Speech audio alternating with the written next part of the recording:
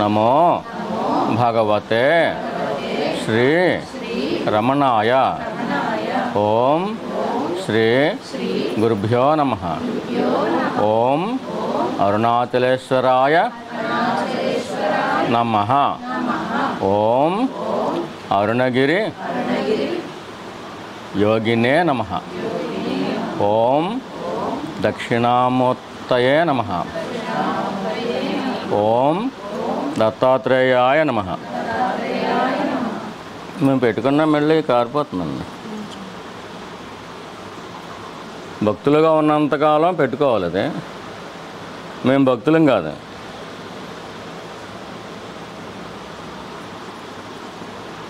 ఎవరు మరి మేము భక్తులకి భక్తులు. భక్తులు కంపల్సరీ విభూతి కుంకుమ పెట్టుకోవాలి. అది మన సాంప్రదాయం పెట్టుకోవాలా? కాదు, వారి అనుగ్రహం. అది యజ్ఞప్రసాదం, యజ్ఞ విభూతి. ఈరోజు సాధారణంగా ఏం చెబుతారంటే,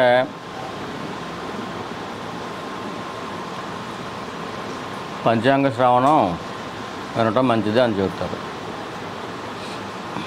ఉగాది రోజునే, అంటే సంవత్సరంలో తొలి రోజునే. అలాగే సంవత్సరంలో తొలి రోజునే దైవ దర్శనం కూడా మంచిదని చెబుతారు. మరి పంచాంగ శ్రవణం అంటే ఆ సంవత్సరంలో ఏం జరుగుతాయి ఏంటి ఈ హిస్టరీ వస్తుంది పంచాంగ శ్రవణంలో, అంతే కదండి.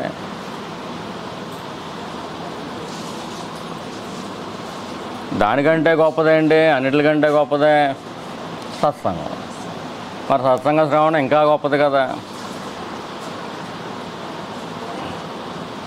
అందులోనూ పండితులు ఏం చెబుతున్నారు, 4 చిల్లర దాకా ఉంది. కనిపించే 6 గ్రహాలు, కనిపించింది ఇంద్రగ్రహం ఒకటి, 7 గ్రహాలు లైన్లో ఉంటాయి వాళ్ళందరినీ అనుగ్రహించేసి వెళ్ళటం కోసం.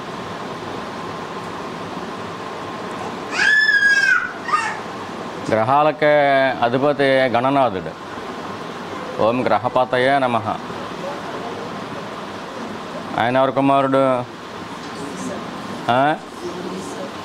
శివుడి కొడుకు కాదు, అమ్మ కొడుకాడు.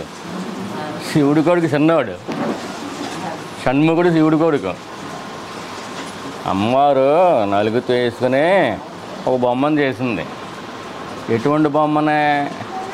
సేమ్ భర్త ముఖం ఉండే బొమ్మనే. మరి సేమ్ భర్త ముఖం దేవతలు వీళ్ళందరూ ఒప్పుకుంటారా? శివుడు అంటే శివుడు ఒక్కడే, అవునా కదా. కొడుకైనా సరే శివుడి ముఖం ఉంటే కుదరదంటారు వాళ్ళు. ఏదో ఉంది, దానికి ఇంకో కారణం ఏదో ఉంది.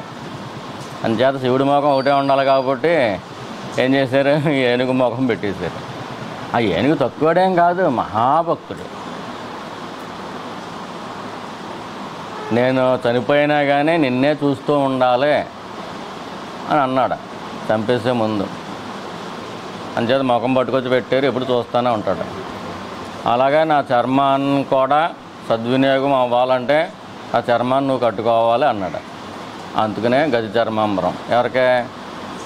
శివుడికి. అది పెద్ద ఫ్యాషన్ ఏం కాదు. కొన్నాళ్ళకి అది కూడా ఫ్యాషన్ వస్తుందేమో, ఒకవేళ చెప్పలేము. ఫ్యాషన్ ఎప్పుడు ఎలా మారుతుందో చెప్పలేము.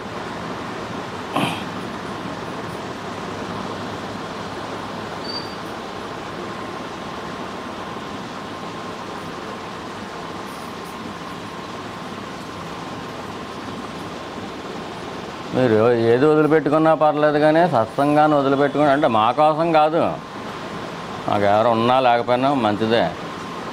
మీకే నష్టం సత్సంగాన్ని వదిలిపెట్టుకోండి.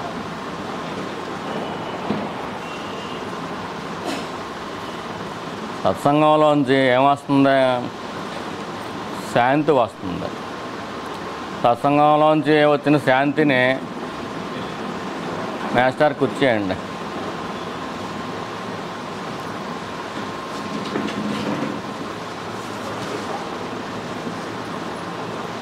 మీరు రమణ మహర్షి కోసం ఏమైనా తెచ్చారా? తెచ్చేసి అక్కడ పెట్టండి. అయితే మీ చేతితో మీరే పెట్టండి, ఇలా పెట్టండి. అంతంత ఖర్చు పెడితే ఒప్పుకోరండి భగవాన్. తక్కువ తేవాలి, తక్కువ ఖర్చుతో తేవాలి. భక్తులకు ఎక్కువ ఖర్చు చేయకపోతే ఒప్పుకోరు. మాకు పెట్టకూడదండి బాబు, ఆయనకే పెట్టండి. ఈయనకి కూడా నుదుటిన విభూతి పెట్టండి.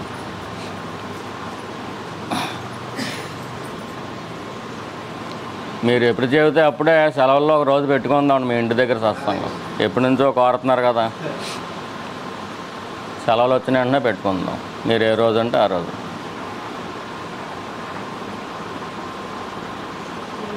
మీకు ఎన్నో బాధలు ఉండొచ్చు, కానీ సత్సంగం మానకూడదు. బాధలున్నా మానకూడదు. ఇది ఇవ్వాలమ్మా, నువ్వు మాట్లాడతావా? తీసేసుకో, అయితే మాట్లాడు. హలో హలో ఉండాలి కాదు.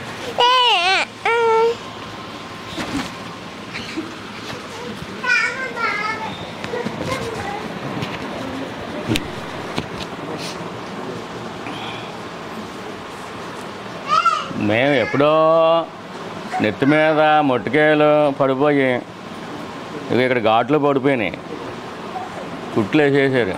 అప్పుడు కానీ మేము సత్సంగంలోకి రాలేదు. ఆడు తెలియని వయసులోనే వచ్చేసాడు.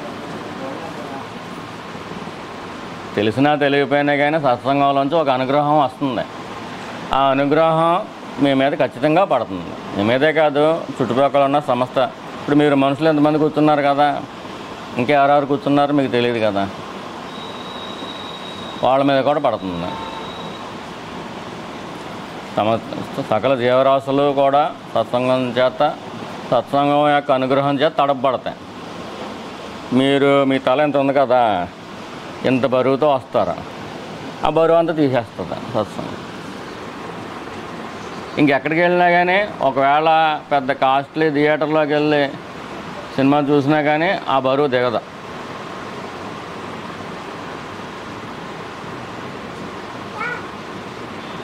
కానీ సత్సంగంలో మీకున్న అశాంతి పోతుంది.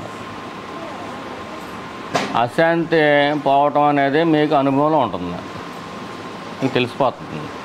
కానీ మీకు తెలియని ఒకటి ఉంటుంది. ఏంటి? ఎప్పుడైనా సరే అశాంతి కానీ ఏదైనా కానీ పోయింది అంటే, మీకు తలపోటు వచ్చిందనుకోండి, తలపోటు తగ్గింది అంటే అర్థం ఏంటి? బెల్ల వేసుకోకుండా తగ్గిపోయింది. ఎలా తగ్గిపోద్ది? అంతే, పడుకున్నా తగ్గుద్ది. అది కాదు అంటే రెస్ట్ అన్నా తీసుకున్నారు కదా, రెస్ట్లో శాంతి వచ్చింది. అంటే మనం దేని వలన అయితే అశాంతితో బతుకుతున్నామో, ఇది మన ప్రారంధం ఉంటుంది. మన గీత ఉంటుంది కదా, ఆ గీత వల్ల మనకి ఏదో రకమైన అశాంతి వస్తుంది. ఆ అశాంతి సత్సంగంలో కరిగిపోతుంది. ఈ బాడీని నీళ్లు తడుపుతాయి, మనసుని అనుగ్రహం తడిపేస్తుంది. అశాంతి ఎక్కడ ఉంటుంది? దుఃఖం మనసులో ఉంటుంది. మనసును తడిపేస్తే ఏమవుతుంది? అది చల్లబడిపోతుంది. అప్పుడు చల్లబడిపోయిన మనసులతో బయటికి వెళ్తారు. ఇది పైకి కనిపించేది. కనిపించింది ఏంటి? సత్సంగం అనేది మన పాపరాశిని పీల్చుకుంటుంది. ఆ పని మాత్రం ఎవరో చేయలేరు. అంటే మనకు భవిష్యత్తులో 1 కేజీ దుఃఖం వచ్చేంత సంఘటన ఏమైనా ఉందనుకోండి, మొత్తాన్ని తీయటం ఎవరి వల్ల కాదు. ఊరికినే 10 గ్రాములు ఉంచి మిగతా 990 గ్రాములు ఆ పాపరాశిని సత్సంగం అనేది పీల్చేసుకుంటాం. అందువల్ల సత్సంగంలో అందరూ సాధన చేయలేరు. కొంతమంది చేస్తారో, కొంతమంది చేయలేరు. కానీ శ్రద్ధ గల వాళ్ళు జ్ఞానం కోసం కృషి చేస్తారో వాళ్ళకి అనుగ్రహం గట్టిగానే ఉంటుంది. కానీ మనం ఏ సాధన చేయకపోయినా కానీ మనకేం ఉపకారం, 2 ఉపకారాలు. సత్సంగంలోకి రావడం వల్ల ఏమవుతుంది, ఒకటి మనసు చల్లబడిపోద్ది, రెండవది ఏంటి, మన పాపరాశి తగ్గిపోద్ది. అటువంటిది ఎక్కడో స్వయంభూ క్షేత్రాలు అయినటువంటి పెద్ద పెద్ద గుళ్ళు ఉంటాయి కదా, పవర్ఫుల్, అటువంటి చోటే జరుగుతుంది మెళ్ళిని. మీకు తిరుపతి వెళ్ళారు అనుకోండి, అక్కడ కూడా అటువంటి అనుభూతి వస్తుంది మీకు. స్వామి ఏం చేస్తారో మనకే మనసునే తడిపేస్తారు, చల్లదాని అనేస్తారు. ఇంకా ఒక అనుగ్రహం వల్ల ఏమవుతుంది, మన పాపరాశి పోతుంది. అంటే మీకు పెద్ద తిరుపతి వెళ్ళే డబ్బులు కలిసి వచ్చినాయి.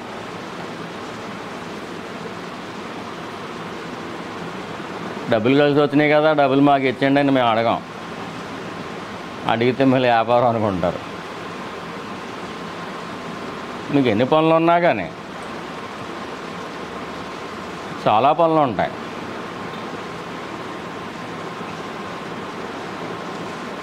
ఆ పనులు ఎన్ని ఉన్నా కానీ అలా వచ్చి ఒకే ఒక అరగంట కూర్చుని వెళ్ళినా సరిపోతుంది. ఒక నిజంగా అర్జెంటు పనులు మనం లేకపోతే పని అవ్వదు ఇక్కడ అనుకున్నా కానీ ఒక గంట పర్మిషన్ పెట్టుకుని ఒక అరగంట కూర్చుని వెళ్ళిపోయినా కానీ మీకు ఆ ఫలితం వచ్చేస్తుంది. ఏంటా ఫలితం? ఏంటమ్మా, మనసుకే శాంతి వస్తుంది. అది చాలా కాలం పాటు ఉంటుంది. శాంతించిన మనసు అంటే దుఃఖరాహితమైన మనసు మనకు వచ్చేస్తే చాలా బాగుంటుంది కూడా. మన క్లారిటీ ఉంటుంది, మన ఆలోచనలో క్లారిటీ ఉంటుంది. దుఃఖం అనే విచారంతో ఆ బరువుగా ఉందనుకోండి మనసు, మైండ్కి క్లారిటీ ఉండదు, తీసుకునే డెసిషన్ కూడా తప్పుగా తీసుకుంటాం. అందుచేత అంటే ఒక అరగంట సరిపోతుంది అంటున్నారు కదా, అయితే అరగంట కూర్చొని వెళ్ళొస్తామండి అంటే వెళ్ళరండి, మాకు అభ్యంతరం ఏమీ లేదు.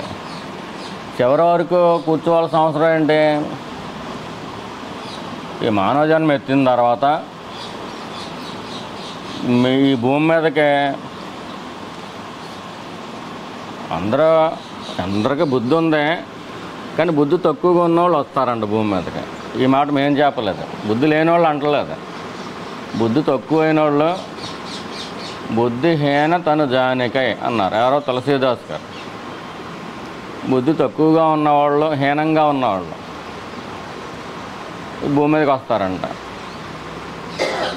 ఈ భూమి మీదకి రాకుండా చేసుకోవడమే మన పని. భూమి మీదకి ఎందుకు వచ్చామంటే మళ్ళీ భూమి మీదకి రాకుండా చేసుకోవాలి. ఈ విషయం ముందు అసలు మనకి పట్టట్లేదు. భూమి మీదకి రాకుండా చెయ్యి మళ్ళీని అని చెప్పి ఎప్పుడైనా దండం పెట్టుకున్నా మనం ఏదైనా గుడిలోకి వెళ్తే, అదేంటి మరి ఇన్ని సంవత్సరాలు సత్సంగాలకు వస్తున్నారా?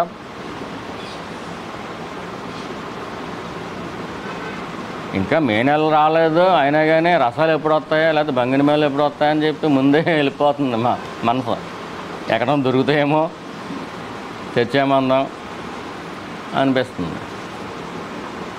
అంటే ఏంటిది? వ్యామోహం. వ్యామోహం అంటే వ్యాపించిన మోహం.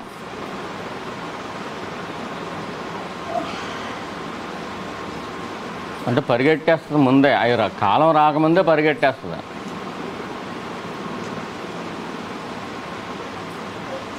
ఏం చెప్పేది ఏంటంటే ఇవాళ ఈ ఉగాది రోజునే మీ అందరికీ అరుణాచలేశ్వరుడు అనుగ్రహం ఉంది కాబట్టి మీరు రాగలిగారు.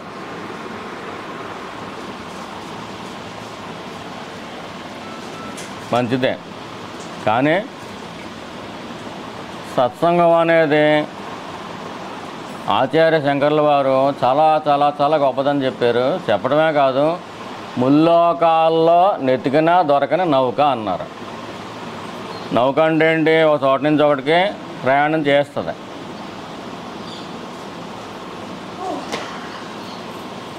నౌక ఎక్కితే మనం ప్రయాణం చేస్తాం.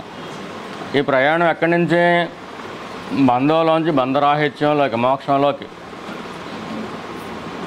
జీవుడిగా ఉన్న ఈ స్థితిలోంచి మనం మోక్షంలోకి వెళ్తాం. అటువంటి ప్రయాణం చేసే నౌక. సత్సంగం అనేది ఒక నౌక అని చెప్పారు. ఎవరో ఆచార్య శంకరుల వారు. మేము సైలెంట్లో పెట్టేసుకున్న వాళ్ళండి, మీరు కూడా సైలెంట్లో పెట్టేసుకున్నాం.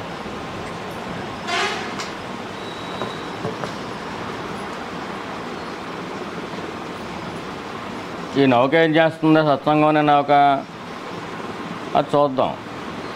కానీ ముల్లోకాల్లోనూ దొరకదు.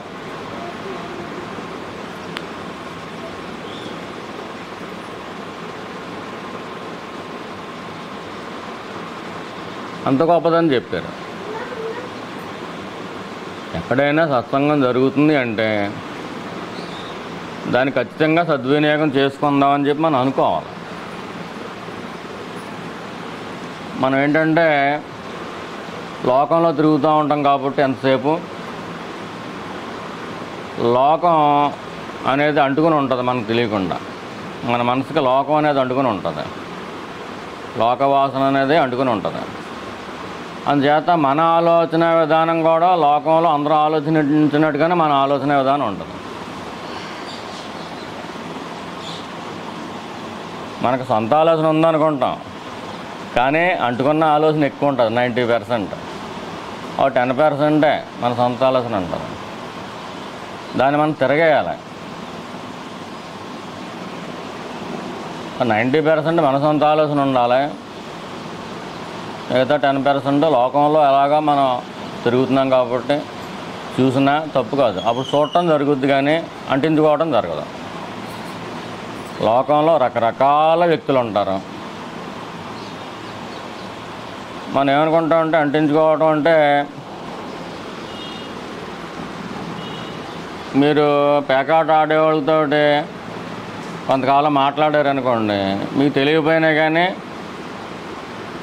మీకు సొంతంగా ఆలోచించకుండానే పేకాటకు సంబంధించిన ఆలోచనలు వచ్చేస్తాయి ఆటోమేటిక్గా. ఒకవేళ సినిమాలు ఎక్కువగా చూసే అలవాటు ఉందనుకోండి, ఆ ఫ్రెండ్స్ ఎవరో లేకపోయినా కానీ ఏదో టైంలో మీకు సినిమాల గురించి ఆలోచన వచ్చేస్తుంది. అంటించుకోవటం అంటే అదే. ఒకవేళ షాపింగ్కి ఎక్కువగా వెళ్ళే అలవాటు ఉందనుకోండి కొంతమందికి, మీకు తెలియకుండానే షాపింగ్ ఆలోచనలు వచ్చేస్తాయి. ఇప్పుడు ఈ రోజుల్లో అందరికీ కూడా ఇష్టమైన ఫ్రెండ్ ఇది ఒకటే. ఇది మాదనుకోండి అండ్ మీకు కూడా ఉన్నాయి కదా. ఒకప్పుడు ఎవరో కానీ అడిగారు, ఏంటి విష్ణుమూర్తికి చేతిలో చక్రం ఉంటుంది కదా, రాముడికి ఏమో బాణం ఉంటుంది, ఎప్పుడు చూసినా బాణం వేసి తిరుగుతాడు, యుద్ధానికి వెళ్ళినప్పుడు కదా బాణం ఉండాలి అంటే మీ దేవుళ్ళు కరెక్ట్ కాదు ఆ విగ్రహాలని చెబుతూ ఉంటారు కొంతమంది. అటువంటి వాళ్ళు ప్రశ్నలు అడుగుతూ ఉంటారు. ఏంటి ఆ బాణం ఏంటి, సింహాసనం మీద కూర్చున్నప్పుడు కూడా బాణం ఉండాలా, అంత అవసరమా? బాణం ఉండాలమ్మా, అక్కర్లేదు కదా. విష్ణుమూర్తి శేషభవన్ మీద పడుకొని ఉన్నాడు, చేతిలో చక్రం ఉండాలి అప్పుడు కూడాను. విష్ణుమూర్తికి చక్రం అక్కర్లేదు, రాముడికి బాణం అక్కర్లేదు, మీకు మాత్రం సెల్ ఫోన్ పక్కలోనే ఉండాలి. పడుకున్న గొడుపు కూడా పక్కనే ఉంటుంది. ఇంత చిన్న విషయం అర్థమవుతుందా మనకే? మీ సెల్ ఫోన్ మీకు పక్కనే ఎందుకు ఉండాలి చెప్పండి? విష్ణుమూర్తికి చక్రం చేతిలోనే ఉండాలా, రాముడికి బాణం చేతిలోనే ఉండాలా అనే ఆ ప్రశ్నకి జవాబు తర్వాత చూద్దాం. అలా మీ సెల్ ఫోన్ మీ పక్కనే ఎందుకు ఉండాలి చెప్పండి? కొంతమంది అయితే బాత్రూంలో కూడా పట్టుకెళ్ళిపోతున్నారా, అప్పుడేం కాల్ వచ్చేద్దాం. అప్పుడే ఫోన్ వచ్చేస్తో తెలియదు. అందులోనే చదువుకున్న వాళ్ళు ఎక్కువ వ్యసనం, ఎక్కువ వ్యామోహం చదువుకున్న వాళ్ళకి ఉంది. ఇప్పుడు సెల్ ఫోన్ వ్యామోహం అనేది చదువుకున్న వాళ్ళకి ఎక్కువ ఉంది. మీ సెల్ని మీరు విడిచిపెట్టలేరా? మహా అయితే ఏం చూస్తారో ప్రపంచం చూస్తారా, మీకు నచ్చిన ప్రపంచం. కొంతమందికి లోకం ప్రపంచం, రాజకీయాలు దాంట్లో చూసుకుంటారు. కొంతమందికి ఇంకోటి ఏదో ప్రపంచం, వంటలు ఇష్టం, ఎంతసేపు అవి చూసుకుంటూ ఉంటారు. కొంతమందికి ఇంకోటి ఏదో ఇష్టం, అది చూసుకోండి. ఒక టైం ప్రకారం చూసుకుంటారా మరే? కాదు, అది ఎప్పుడు పక్కనే ఉండాలి. ఏమో ఎప్పుడు ఎవరి ఫోన్ వచ్చేద్దా, అర్ధరాత్రికి ఆడు కూడా కట్టరా. మీ సెల్ ఫోన్ మీ దగ్గరే, మీ పక్కలోనే ఉంటామేమో కరెక్టా? రాముల వారికి కోదండం పక్కన ఉండటం కరెక్ట్ కదా? మన బుర్ర పని చేస్తుందా లేదా? ఏ క్షణంలో ఎవరికి ఏ ఆపద వస్తుందో తెలీదు. ఆయన ప్రభువు, రక్షించాలి. ఇప్పుడు 100కో లేకపోతే 108కో ఫోన్ చేస్తారు కదా, 108 దగ్గర ఎప్పుడు ఒక డ్యూటీలో ఉంటాడు కదా, ఉండడా? 100 దగ్గర ఎప్పుడు ఒక డ్యూటీలో ఉంటాడు కదా. మరి రాముడు చేసిన తప్పేంటి? వాళ్ళకి ఫోన్లు అక్కల్లా తెలిసిపోతూ ఉంటుంది. అంటే రక్షించడం నిమిత్తం 24 అవర్స్ డ్యూటీలో ఉంటున్నాడు రాముడు. రక్షించే నిమిత్తం 24 అవర్స్ చేతిలో చక్రం ఉంటుంది. మనం దేని నిమిత్తం పెట్టుకుంటున్నాం చెప్పండి. పోనీ మనం ఎవరైనా రక్షించాలా? మనకే ఇంత ప్రాణం అయిపోయింది. ఇది పంచ ప్రాణాలు అంటారు కదా, ఇది 6వ ప్రాణం. 6వ ప్రాణం అయిపోయింది. ఇది మీ దగ్గర ఉండటం తప్పు కాదా? అది ఎవరో విమర్శించట్లేదు. కానీ రాముడు కోదండం పట్టుకోవడం ఏంటి? అది అపహాస్యం చేసినట్టు రాముడిని. వాళ్ళ స్థాయికి వెళ్ళి చూస్తే అప్పుడు తెలుస్తుంది అది ఎంత అవసరమో, ఎందుకు విడిచిపెట్టలేకపోతున్నారు అనేది. వాళ్ళ డ్యూటీని ప్రాణ సమానంగా చేస్తున్నారు వాళ్ళు.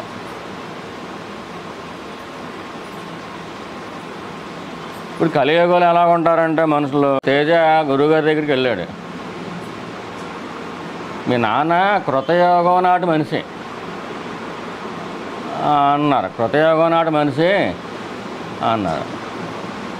ఇంటికి వచ్చిన తర్వాత ఏంటి కృతయుగం నాటి మనిషి అంటున్నారు ఏంటి అంటే, నువ్వు ఆలోచించుకో అని చెప్పాను. కృతయుగం అంటే ఏంటి? ధర్మం 4 పాదాలు. 4 పాదాలు పూర్తిగా ధర్మమే. వేరే ఆలోచన అనేది ఇంక ఉండదు ఇంక వాళ్ళకి. అంటే కృతయుగం నాడు ప్రజలు ఎలాగ ఉండేవారు? ధర్మం 4 పాదాలు 100%.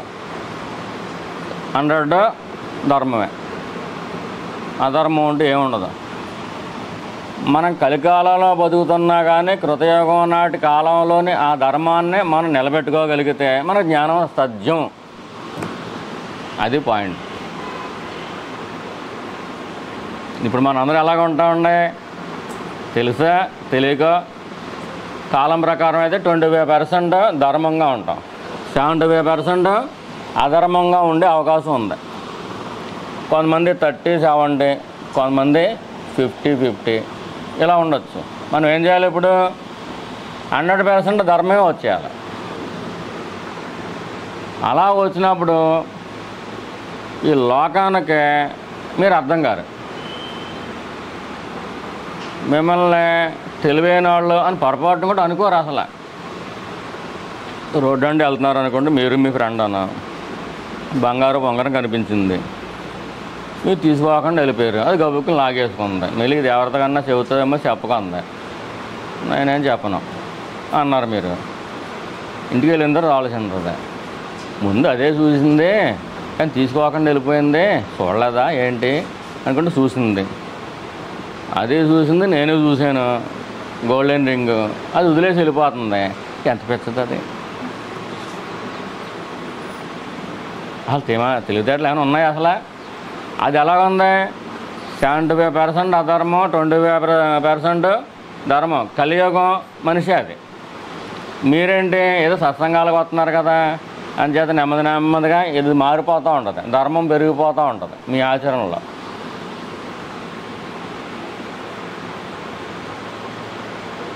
మీకు తెలియకుండానే మీ మైండ్ ఏమవుతుంది, నెమ్మదిగా ధర్మాచరణ, ధర్మం ఇది ముఖ్యం అని అలా వెళ్ళిపోతూ ఉంటుంది. పరాయి సొమ్ము అనుకోండి, మన కష్టార్జితం కాదు కదా అని దాని వైపు చూపి వెళ్దా అసలు మీకు.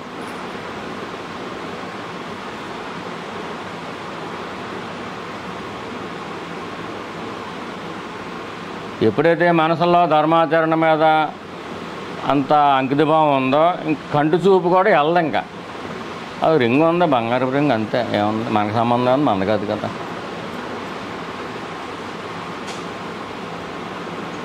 ఒక ఆయన ఏం చేశాడంటే, పూర్వం ఈ ఊళ్ళోనే ఒక 10 సంవత్సరాల క్రితం, అప్పుడు 100 రూపాయలకే ఎక్కువ వాల్యూ ఉండేది. రోడ్డు మీద వెళ్తూ ఉంటే 100 రూపాయలకి ఆయనతో కనిపించింది. అంతకుముందే సత్సంగాల్లో విన్నాడు, నేను గురువుగారు మనది కాని సొమ్ముని మనం తీసుకోకూడదు, ఇదే టాపిక్ వచ్చింది. అప్పుడు కూడా రోడ్డు మీద 100 రూపాయలు కనపడితే మీది కానప్పుడు మీకు అవసరం లేదు, మీ దారి మీరు వెళ్ళిపోండి అని చెప్పాం. కానీ గురువుగారు 100 రూపాయలకి ఆయనతో తీసి నేను గుళ్ళో దేవుడికి ఇచ్చేసానండి అన్నాడు. చూసారా, మీరు చెప్పింది దానికంటే మంచి పని చేశాను అన్నాడు. ఆ తర్వాత ఎవడో చెప్పాడు, పలానా ఆయనకి 100 రూపాయలు దొరికింది, ఆయన గుళ్ళో వేసినట్టు ఈయన చూడాల, పట్టుకెళ్ళిపోయాడు అని ఎవడో చెప్పాడు. వాడికి తర్వాత ఎత్తుకుంటా వచ్చాడు. వీళ్ళ ఇంటికి వచ్చేసి నా 100 నాకు ఇవ్వండి అంటున్నాడు. నేను గుళ్ళో వేసేసాను రా అంటాడు. నా 100 నువ్వే ఆవిడ గుళ్ళో వేయటానికి అంటాడు ఆడు. అదేంటే రోడ్డు మీద పడిపోయింది కదా, అది దేవుడిది అని చెప్పి నేనేం తీసుకోలేదు అంటే నువ్వు తీసేసుకున్నావు. ఒకవేళ గుళ్ళు వేసినా కానీ నా 100 నాకు ఇమ్మంటాడు ఆడు. ఆ గొడవ 2-3 రోజులు జరిగింది. 100 లేక కాదు, నువ్వు పడేసుకున్నావు, నీదని తెలియదు, పడేసుకోవడం నీ తప్పు, నాకు కనిపించింది, నేనేమైనా స్వార్థపడినా కాదే, నేను తీసుకోలేదు కదా, గుళ్ళు వేసేసాను కదా అంటే నా 100 నాకు అవసరం, మీరే తీశారు, మీరు నాకు అవ్వండి అంటాడు. ఆవిడ కష్టార్జితం మరి అది. ఏం చేశాడు, పెద్దలకి ఎవరికో చెబితే ఎందుకు వచ్చింది తలపడాడికి 100 పడారు అని ఇచ్చేసి 100 ఇవ్వలేక కాదు, ఆ ఆలోచన విధానం తప్పు అంటాడు వాడు. ఆడి తప్పు ఏంటి, పడిపోయింది, పొరపాటుని పడిపోయి ఎవడ కావాలని పడేసుకుంటాడమ్మా, పొరపాటు అంటారు. అంటే తెలియక చేస్తే పొరపాటు, తెలిసి చేస్తే తప్పు. ఆ తప్పు కూడా కాదు, పొరపాటు వల్ల పాపమేం రాదు. సరే జారిపోయింది, ఆవిడ 100 పలానా ఆయన తీసాడని చెప్పారు. నేను వెళ్ళి అడుగుతున్నాను నా 100 నాకు ఇచ్చామని, నా తప్పు ఏంటంటాడు ఆడు వైపు ధర్మం ఉన్నట్టుగా కనిపిస్తుంది కదా. ఈయనేం చేశాడు, ఏదో సత్సంగంలో విన్నాడు ఆయన, భక్తుడే ఎంతకనే, మీది కాంది మీకు ఎందుకు, దానివైపు చూడవలసిన అవసరం లేదు అంటే ఈయనేం చేశాడు, భక్తి పరుడు ఈయన బాగాను. అంచేత ఇంకో మాట ఏమన్నాడు, ఇంకొకళ్ళ కంట్లో పడితే వాళ్ళు దొబ్బేస్తారు కదండి, అంచేత తీసేసి గుళ్ళో దేవుడికి వేసేసాను అన్నాడు. ఆ గుళ్ళో దేవుడికి వేసాడు కాబట్టి ఈయన 100 ఇచ్చుకున్నాడు. దేవుడికి 100 కలిసి వచ్చింది అక్కడ. అంటే అది మనది కాదు అనుకున్నప్పుడు ఇంక మళ్ళీ అది దేవుడికి చేద్దాం ఇదేం ఉండకూడదు. ఇంకా నువ్వెవరు చేయడానికి, వేసిన తర్వాత ఏమైందో తెలిసింది కదా, ఆడు గొడవకు వచ్చాడు, ఆయన పంపించినట్టే దేవుడు. నువ్వు సత్సంగంలో విన్నావో అవి విన్నట్టుగా కాకుండా నీ సొంత ఆలోచనలు పెట్టుకుని నువ్వు చేసావు, అంచేత 100 వచ్చింది దానికి. ఇలాగ 100 రూపాయలు కట్టవలసి వచ్చిందండి, 2 రోజులు తలపోరండి నా ఆడితోటి. అసలు ఎవరిది కరెక్ట్ అంటారండి. ఏమండి ఎవరిది కరెక్టో మాకు తెలీదు. ఇక్కడ కూర్చున్నప్పుడు ఆ భగవాన్ ఏదో చెప్పిందారా, మీకు నచ్చితే పాటించండి, ఏమని వచ్చింది ఆ రోజునే రోడ్డు మీద వెళ్తూ ఉంటే 100 రూపాయలకి అయింది కనపడితే అది మీది కాదు కదా, మీకు సంబంధం లేదు కదా, వెళ్ళిపోండి. రాయి కనిపించింది, రాయి తీసి గుళ్ళేస్తారా, జేబులు వేసుకుంటారా? 100 రూపాయలైనా రాయి అయినా సమానమే. అదే భగవద్గీతలో ఒక శ్లోకం గురించి వచ్చింది, మట్టిగడ్డ, రాయి, బంగారం, ఈ 3 సమానమే, ఏది ఆకర్షించదు. ఇది 100 రూపాయలు కాబట్టి తీసి అక్కడికి వేసాడు, ఎంత కూడా అవుతుంది చూసారా? అలా పట్టించుకోకుండా ఉంటే ఇంకోటి ఏమన్నా ఇంకొకళ్ళు ఎవరైనా చూస్తే కదా దొబ్బేస్తారని, ఎవరు దొబ్బేస్తే నీ సంబంధం, ఆ 100 నీది కాదు, నీది కాని 100 నీకు ఎందుకంట, నీ పని ఏదో నువ్వు చేసుకోవచ్చు కదా.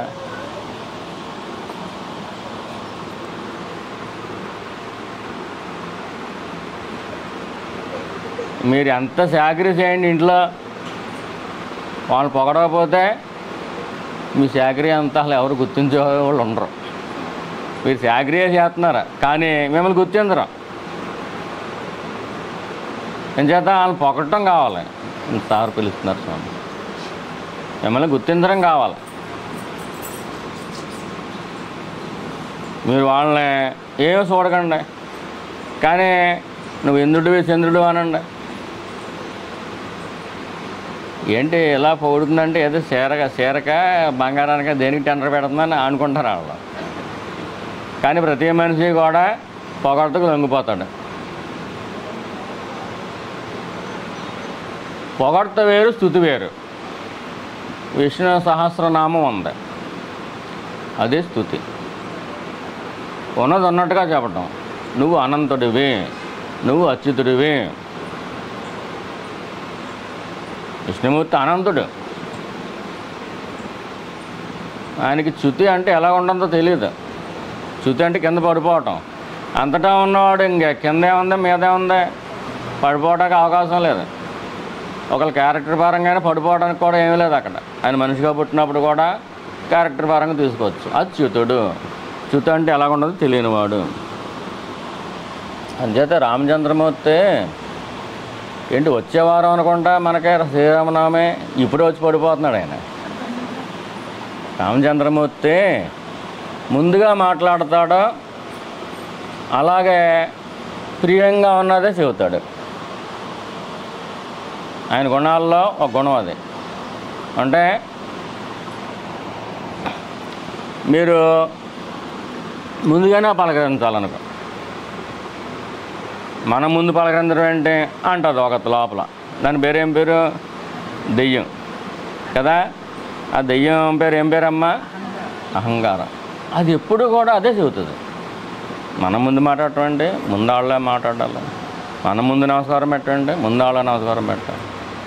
మరి ఒక చక్రవర్తి కొడుకు అయ్యి ఉండి ఈయన ముందెందుకు మాట్లాడుతున్నాడు? అలాగే ప్రియ భాషణం వాళ్ళకి ఎలా నచ్చుతుందో అలా ఇష్టంగా మాట్లాడటం, ముందు మాట్లాడటం, వాళ్ళకి ఇష్టం వచ్చినట్టు వాళ్ళకి నచ్చేలా మాట్లాడటం. అంటే నచ్చేలా మాట్లాడమన్నారు కదా అని చెప్పి ఏది పడితే మాట్లాడకూడదు. అటున్నప్పుడు మౌనంగా ఉండాలి, నవ్వుతూ పలకరించడం. రామచంద్రమూర్తి లక్షణం ఏంటమ్మా? ముందు మాట్లాడతారో మళ్ళీ నవ్వుతూ పలకరిస్తారు.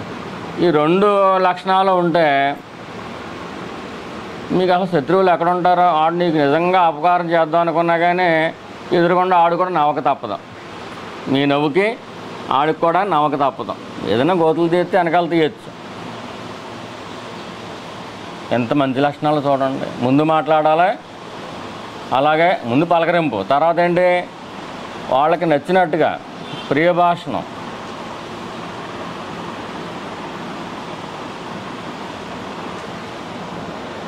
నచ్చినట్టుగా మాట్లాడటం అంటే ప్రియ భాషణ వేరు, నచ్చినట్టుగా మాట్లాడటం వేరు. ప్రియ భాషణ అంటే వాళ్ళకి మనసుకు ఆనందం కలగాలి, మీతో మాట్లాడాలని కూడా అనిపించాలి వాళ్ళకి. లోపల దెయ్యం ఉంది కదా, ఆ దెయ్యాన్ని పెనీసిచ్చుకుని పొడవకూడదు, దానికి పుష్పం ఇవ్వాలి. అప్పుడు అదే మన జోలికి రాదు. అందులోనే దెయ్యం ఉందా లేదా? ఏం దెయ్యం అది? అహంకారం. అది లేకుండా భూమి మీద ఎవరైనా ఉంటారో పని? మనం రియాలిటీ ఆలోచిద్దాం. వాస్తవంగా ఏం జరుగుతుందో ఒకసారి ఆలోచిద్దాం. భూమి మీద ఎంతమంది ఉన్నారో, కోటాను కోట్లు, 700 కోట్లు, 750 కోట్ల మంది ఉన్నారు. అందరిలోనూ ఒక దెయ్యం ఉందా లేదా? ఆ దెయ్యం పేరు ఏం పేరమ్మా? అహంకారం. ఈ అహంకారానికి ఫస్ట్గా ఏం కావాలి? డెకరేషన్ కావాలి. ఏం కావాలి? డెకరేషన్ కావాలి. ప్రతి తెలివైన వాళ్ళు అయితే ప్రతి అహంకారం డెకరేషన్ చేసుకుంటూ వెళ్తారు. ఎవరి అహంకారం వచ్చి మేము మీద పడతాం. కానీ అలా చేయడానికి నీ లోపల ఉన్న దెయ్యం ఒప్పుకోదు. నీ లోపల ఒక ఆంబోతు ఉంది కదా, అంటే కొంతమందికి ఆవులాగా ఉంటుంది, కొంతమందికి దూడలాగా ఉంటుంది, కొంతమందికి ఆంబోతులాగా ఉంటుంది. ఆంబోతు రోడ్డు అంటే వెళ్తుంది అనుకోండి, పక్క నుంచి వెళ్ళటాకే భయం వేస్తుంది. కొంతమంది అలాగ ఉంటారు, కొంతమంది అలా ఉండాలని కూడా అనుకుంటారు. మమ్మల్ని చూస్తే అందరూ పక్కా తప్పుకోవాల్సిందే. రోడ్డు మీద వెళ్తున్నారు అనుకోండి, వాళ్ళు వెళ్తూ ఉంటే కనీసం లేచి నిలబడలేదు అనేది కూడా థాట్ వచ్చేస్తారు. అంటే పెద్దవాళ్ళు ఉంటారు, వాళ్ళు గౌరవించట్లేదు అనుకోండి, అది తప్పే మళ్ళీ. నేను అలా కాకుండా కొంతమంది ఆంబోతులు లాంటి వాళ్ళు ఉంటారు. వాళ్ళకి ఏం అక్కర్లేదు, ఇలా అన్నారు అనుకోండి వెళ్ళిపోద్దాం దారిందని, లేదా ఒక చూపు చూసి వెళ్తుంది. అలాగా ఇన్ని జ్ఞాపం పెట్టుకుందాం. ఏంటి లోపల ఉన్న ఆంబోతు. మన అందరి లోపల కూడా ఆంబోతులే ఉన్నాయి, కానీ సిక్కిపోయి ఉన్నాయేమో బహుశా. వాళ్ళకి తిండి అంతులేదు. ఇంట్లో కుదిరితే మెల్లి బలుగుతాయి, అప్పుడు రోడ్డు మీద పడతాయి. మన అందరిలో ఆంబోతు ఉంది. సాధన చేసి దాన్ని పాలిష్ చేసి మంచి ఆంబోతు అంటున్నాం మనం. నందీశుడు ఏ జాతి ఏంటి? మహాశివభక్తుడు కదా, శివుని తప్పించి ఇంకొకరిని చూడండి అంటాడు. అంటే మనం ఏం చేయాలి? ఆంబోతుని నంది కింద మార్చాలి. అది సాధన. దానికి సత్సంగం సహకారం లేకుండా మనం చేయలేం.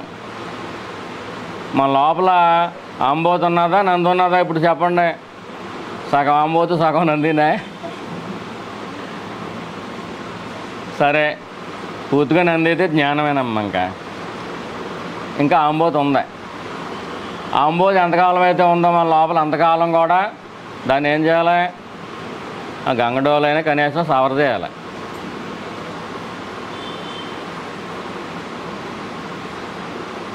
అన్ని ఆంబోతుల్ని మనం వెళ్ళి సవర చేస్తాం, మనం సవర చేసేవాళ్ళు ఎవరు లేరు.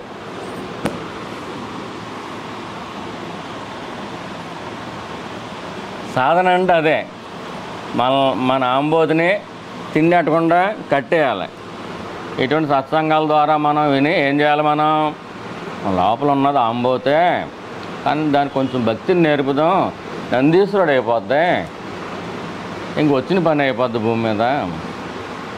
మన లోపల ఉన్న ఆంబోతుని ఏం చేయాలమ్మా? నందీశ్వరుడు చేసేయాలి.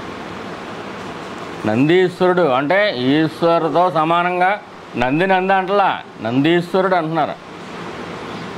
అంటే నిరంతరం ఈశ్వరుణ్ణే చూస్తూ ఉంటే, నిరంతరం ఈశ్వరుని చూస్తూ ఉంటే నంది అనే పేరు గల ఈ ఆంబోతు కూడా ఈశ్వర సమానం అయిపోతుంది. నందీశ్వరుడు అని పిలుస్తారు. ఈశ్వర సమానం అయిపోతాం మనం. నిరంతరం ఈశ్వరుడి మీదే దృష్టి. నంది ఏం చేస్తుంది? ఎంతసేపు శివుడినే చూస్తుంది. మీ నిజస్వరూపం ఏంటి?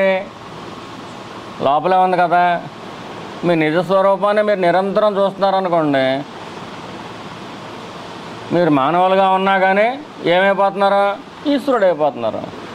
జంతువుగా ఉన్నా కానీ ఈశ్వరుడు అయిపోయినప్పుడు మానవులుగా ఉండి మనం ఈశ్వరులు అవలమా? మనం చేయవలసిన వాళ్ళు ఏంటి?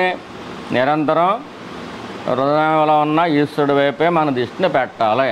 ఎలా పెట్టాలి? నందీశ్వరుడు శివలింగం మీదే తన దృష్టిని పెట్టినట్టుగా మన హృదయంలో ఉన్న ఈశ్వరుడి మీదే దృష్టిని పెట్టాలి. అదేంటండి అది ఎలా కుదురుతుంది? ఏదో సంసారం తర్వాత అచ్చట ముచ్చట ఉండదా అంటే ఈ అచ్చట ముచ్చట అంతా పైపైన అలా వెళ్తూ ఉంటాయి. అది దేహం మీద మనసు మీద నీకు ఇష్టం ఉన్నా లేకపోయినా వెళ్ళిపోతుంది. కానీ హృదయంలో నువ్వు దేని మీద దృష్టి పెట్టాలి? ఈశ్వరుడి మీద దృష్టి పెట్టాలి. నీ నిజస్వరూపమే ఈశ్వరుడు. అందుచేత నువ్వే ఈశ్వరుడు అన్న సంగతి తెలుస్తుంది. నీ నిజస్వరూపం ఈ దేహం కాదు.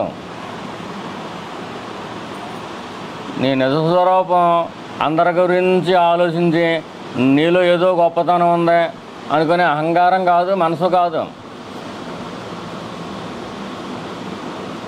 భగవాన్ అడిగారు, ఏంటంటే అందరికంటే నేను గొప్పవాడిని, నాలో ఏదో ప్రత్యేకత ఉంది అనుకుంటారు కదా ప్రతి జీవుడును, ప్రతి మానవుడు కూడా. ఏంటంటారు, ఎందువల్ల అంటారంటే నిజంగా అది గొప్పదే, ఈశ్వరుడిగా అది గొప్పదే. అందువల్ల దానికి ఆ థాట్ వస్తుంది. అందరికంటే నేను గొప్పవాడిని, లేదా నేను గొప్పదాన్ని, లేదా నాలో ఏదో ప్రత్యేకత ఉంది, నేను స్పెషల్ అనుకుంటారు. ప్రతి ఒక్కళ్ళు అనుకుంటారు. అది బయటికి తీసుకెళ్ళిపోతే, లోకంలోకి వెళ్ళిపోతే అహంకారం అయిపోద్ది. అదే లోపల తీసుకెళ్ళిపోతే నిజంగా గొప్పదే. అదే ఆత్మ చైతన్యం, అదే ఈశ్వర చైతన్యం. నిజంగా గొప్పదే. నిజంగా గొప్పది కాబట్టి నాలో ఏదో గొప్పతనం ఉందని అనుకుంటారు అందరూ. పరమేశ్వర చైతన్యంగా గొప్పదే. అది అహంకారంగా గొప్పది. అది బయటికి వెళ్తేనే అహంకారం, అది లోపలికి వెళ్తే అదే ఆత్మ.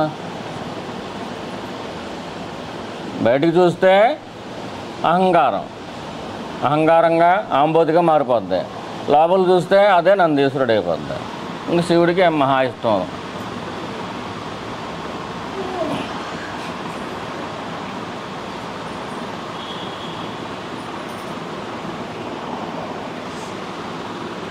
ఇప్పుడు బడిలో కొంతమంది పాఠాలు చెబుతూ ఉంటే ఇలా బెంచ్ మీద పడుకుంటారు. అలా పడుకున్నా కానీ కొంతమంది మాస్టర్లు పాఠాలు చెప్పేస్తారు. మేమైతే అలా చెప్పాం. ఏమ్మా ఎందుకు పడుకున్నారు, మీకు తలపోట ఏంటని అడుగుతాం. లేదా నిద్ర వస్తుందా అని అడుగుతాం. నిద్ర వస్తే నిద్రపోండి, ఇబ్బంది లేదు. ఎంచేతంటే ఇక్కడికి వచ్చేవారు ప్రతివారు కూడా తెలిసినా తెలియకపోయినా ఏదో ఒక లాభాన్ని తీసుకెళ్తారు.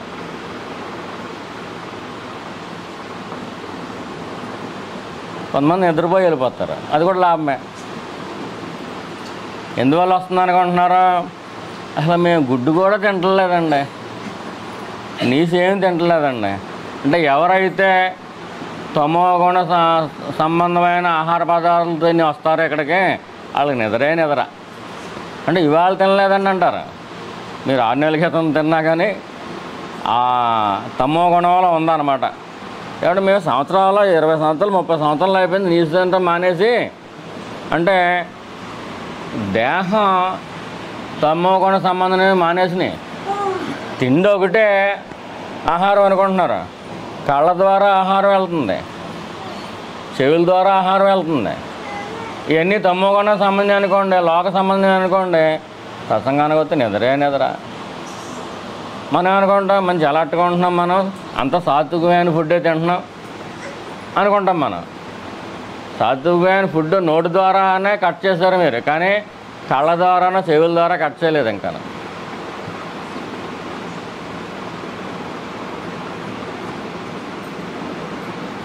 సాత్వికతలో నిద్ర ఉండదు, తామసికతలో నిద్ర ఉంటుంది.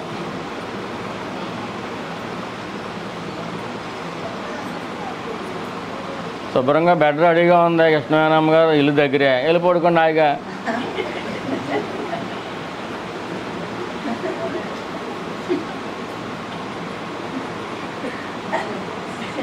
భగవాన్ చేతిలో అది కట్టుకునేది గోసి అయినా కానీ చేతిలో దండ ఉంటుంది, తంగమని ఎత్తాడు.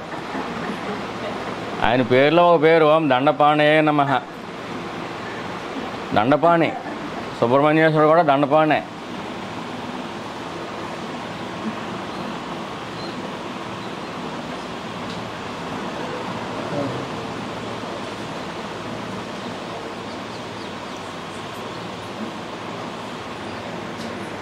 ఇప్పుడు ఏంటమ్మా ఎందుకనే మనల్ని అందరూ ఏమనుకుంటారా, తెలివి తక్కువ వాళ్ళు అనుకుంటారు. అంటే వాళ్ళు ఏదో అనుకోవటం కోసం నువ్వు భూమి మీద బతుకుతున్నావా? లోక ప్రమాణం కోసం బతుకుతున్నావా? నువ్వు దేవుడు చెప్పినట్టుగా బ్రతుకుతున్నావా? అలా ఎలా బతకాలనుకుంటున్నావు అంటే ఫస్ట్లోనే చాలామంది ఒప్పుకోరు. లోక ప్రమాణం ఎంతో కొంత తీసుకోకపోతే ఎలాగండి అంటారు. నువ్వు భగవంతుడి ప్రమాణంగా తీసుకుని వెళ్తేనే నువ్వు భగవంతుని చేరగలవు. లోకాన్ని ప్రమాణంగా తీసుకుని వెళ్తే భగవంతుని ఎలా చేరతావు?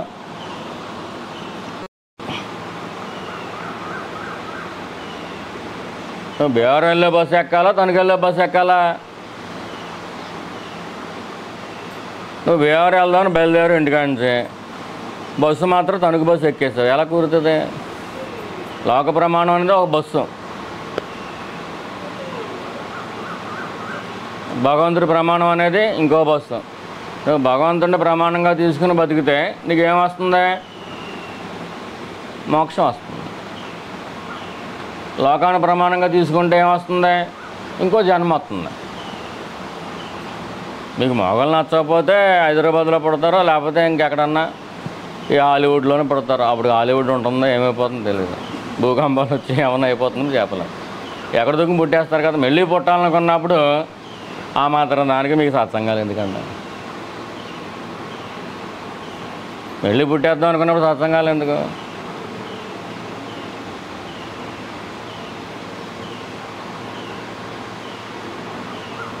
Satsang is the call from divinity. దేవుడి దగ్గర నుంచి వచ్చిన పిలుపు మీకు సత్సంగం అనేది. పిలుపే కాదు, ఒక సువర్ణావకాశం. పుట్టడం చావటం, పుట్టడం చావటం, పుట్టడం చావటం. ఈ చక్రం ఉంది కదా, పుడుతున్నారా చచ్చిపోతున్నారు, మళ్ళీ పుట్టేస్తున్నారు, మళ్ళీ చచ్చిపోతున్నారు, మళ్ళీ పుట్టేస్తున్నారు, మళ్ళీ చచ్చిపోతున్నారు. ఈ చక్రం ఉంది కదా, దీన్ని ఏమంటారు? సంసారం. ఏదో సారం ఉన్నట్టుగా కనిపిస్తుంది అది. ఆ చక్రంలోంచి బయటపడాలి. అలా బయటపడటాన్ని ఏమంటారు? మోక్షం అంటారు. ఆ మోక్షంలోకి వెళ్ళటం కోసమే ఆ శ్రీరామచంద్ర ప్రభు భూమి మీదకి వచ్చాడు. ఆయనకి వెళ్ళటం కోసం కాదు, నువ్వు ఇలా బతికితే కనుక దాంట్లోకి వెళ్తావు అని చెప్పటం కోసం. అలాగే శ్రీకృష్ణ పరమాత్ముడిగా వచ్చాడు. మహాదేవుడు ఎప్పుడూ ఉండేవాడే.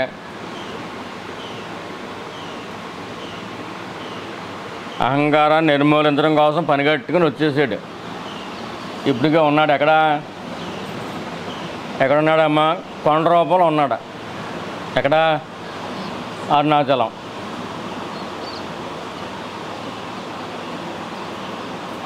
నీ లోపల ఉన్నాడు వాడు. కానీ నీ లోపల ఉన్నా కానీ నీకు తెలియట్లేదు కాబట్టి కొండ రూపంలో ఉన్నాడు. అప్పుడప్పుడైనా ఒకసారి వెళ్ళి ఆయన చుట్టూ తిరిగి వస్తే ఏదో రోజున నీ లోపల ఆయన స్ఫురిస్తాడు.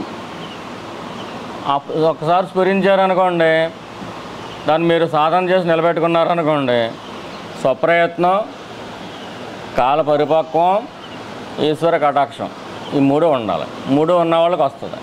ముందుగా ఉండవలసింది ఏంటి? స్వప్రయత్నమే. సాధన అనే మొక్కను తెచ్చి నాటాలి. ఆ తర్వాత కాలం పరిపక్వం. కాలం నాటేసిన తర్వాత వదిలేసి వెళ్ళిపోవడం కాదు. కాల పరిపక్వం అంటే దానికి రోజు నీళ్లు పోయాలి, చీడపీడలు పడితే వాటిని తీసేయాలి. ఈ లోపు ఏ మేక వచ్చి తినేయకుండా చూసుకోవాలి. మేకలు తినేస్తాయి. మేకలు మంచివే కదా. మేకలు అంటే ఎవరో మన ఫ్రెండ్స్. అందులో ఇదేంటిది? ఇది గొర్రెది. ఇదేంటిది? గొర్రెది. మన ఫ్రెండ్స్ చెప్పిన మాటలు మనకు నచ్చుతాయి. అలా చేద్దాం, ఇలా చేద్దాం అనుకుంటాం. మన ఆలోచన విధానం మన ఫ్రెండ్స్ వల్ల మారిపోతూ ఉంటుంది. అలా మారిపోకుండా ఉండాలంటే ఏం చేయాలి? వారానికి ఒకసారైనా మనకి సత్సంగంలోకి రావాలి.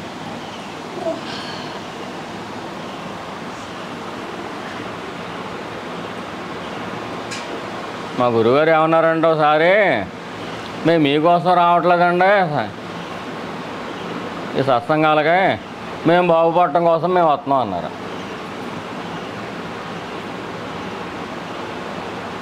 మనం పిచ్చోళ్ళం కదా, నిజమే కోసం ఆయన బాగుపడటం కోసం వచ్చేటి అనుకుంటున్నాం. మనలో ఎంత పిచ్చతనం ఉందో మనకు తెలియజేస్తున్నారు. అరుణాచలంలో ఒక బామ్మగారు మనవరాలు తీసుకొస్తే, మా మనవరాలు చాలా మంచిదండి,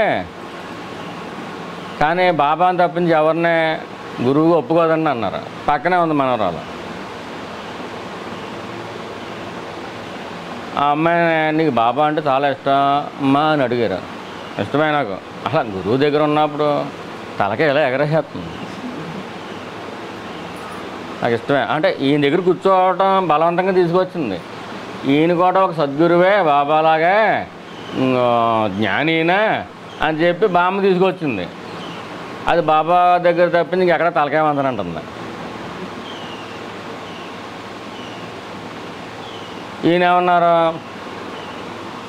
మాకు అంత పవిత్రత లేదమ్మా మరి అన్నారు. ఆయనకంటే అంత పవిత్రత లేదంట. పక్కనున్న కూర్చున్న భక్తులకి చాలామంది నాన్నగారికి అంత పవిత్రత లేదంట అనుకుంటున్నారు మనసుల్లో. మాలాంటి వాళ్ళు కూర్చున్న వెంటనే ఆ మాటకి కళ్ళంట గిరికి నీళ్ళు తిరిగినాయి. ఆయనకి పవిత్రత లేకపోవడం ఏంటమ్మా? నోటికి 100 రూపాయలు పవిత్రత ఉంటేనే కానీ ఆత్మజ్ఞానం అవలాడు కదా.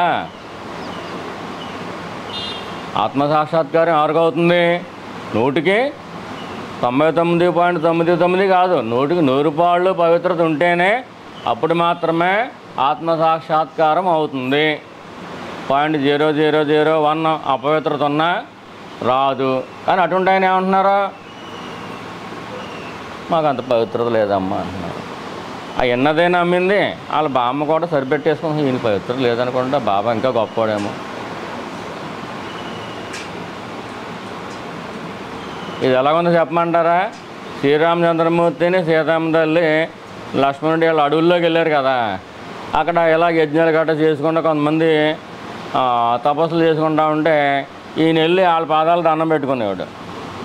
భర్త పెట్టాడని చెప్పి భార్య పెట్టేది, వీళ్ళిద్దరూ పెట్టారు, లక్ష్మణస్వామి పెట్టేవాడు. బయట వాళ్ళు తెలియపోయినా వీళ్ళు తెలుసు కదా.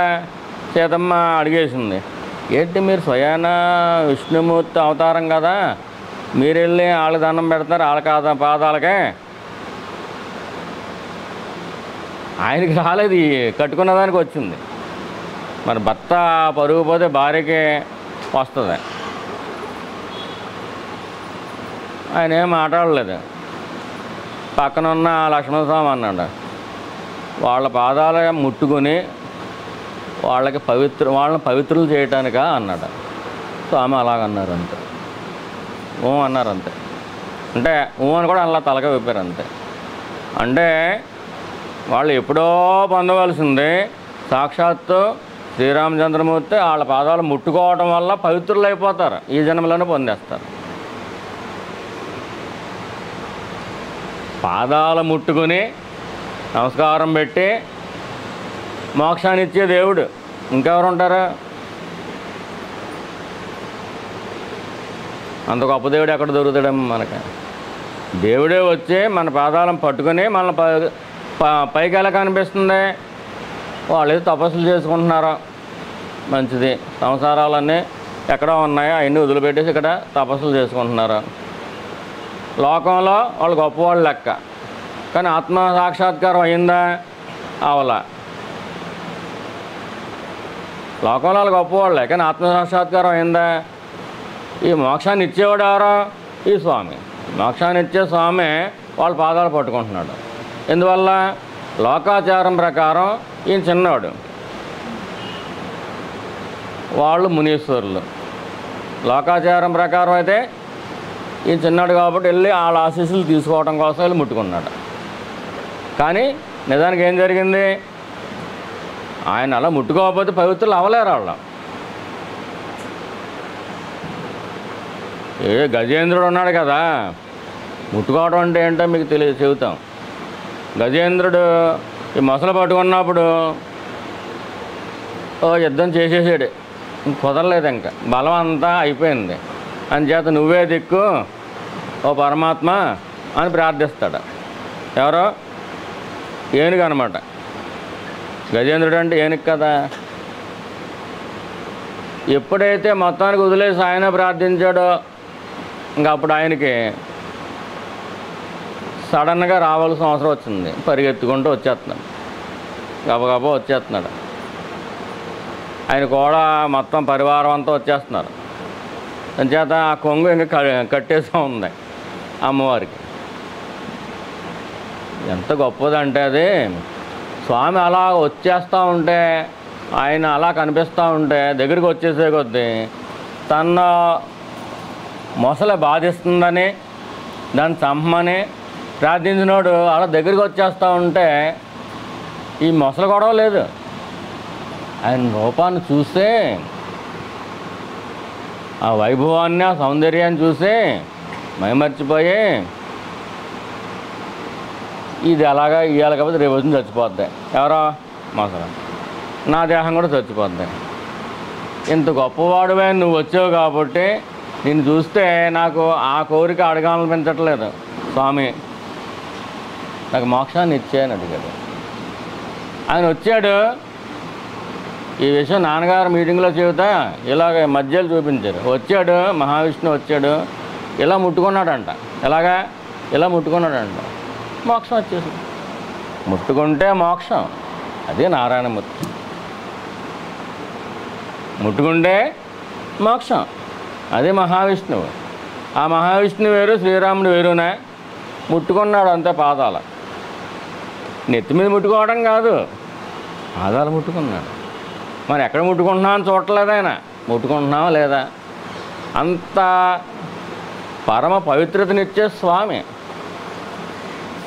పోతాత్మ పరమాత్మా చ ముక్తానాం పరమగతి. పరమగతి ఆయనే. ముక్తానాం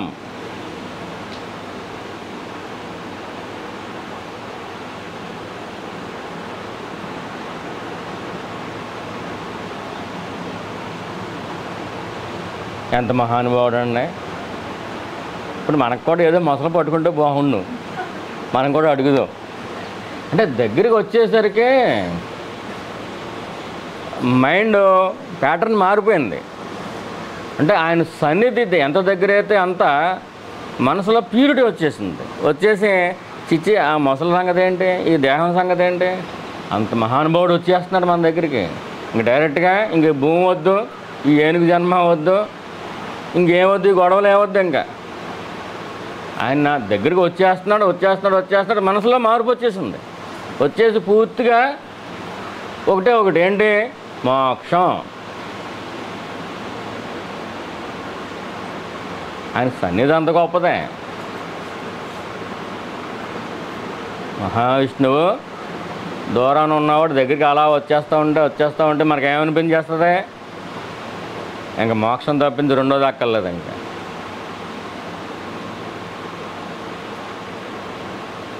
సత్సంగానికి రాగా మనకి ఏమైపోవాలి? ఆ గజేంద్రుడికి ఇంక మోక్షం తప్పించి రెండోది వద్దు అనిపించినట్టుగా మనకు కూడా మనసు అంతా కరిగిపోయి మోక్షం తప్పించి ఇంక రెండోది వద్దు అని అనిపించేయాలి మనకి.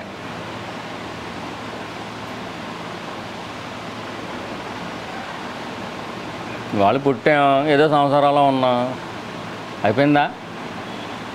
అయిపోయిందమ్మా. నీకు ఇంకా పెళ్ళి అవ్వలేదు, నాకు ఇంకా బోర్డు అంత ఉంది. పెళ్ళి అవ్వాలి, బిడ్డలో రేపు వద్దున బోర్డు సంసారం ఉంది నీకు. పోనీ మిగతా వాళ్ళు చూడండి, పోనీ నువ్వు కూడా ఆలోచించు. పుట్టేసాం కదా, ఇంక పిల్లలు, సంసారం, తర్వాత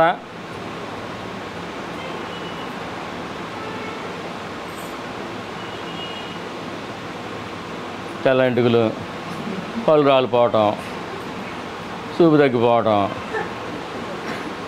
అంతకుముందు గబగబా వేసేసే అడుగులు, కూర్చుంటే లేవలేకపోవటం, లేస్తే కూర్చోలేకపోవటం.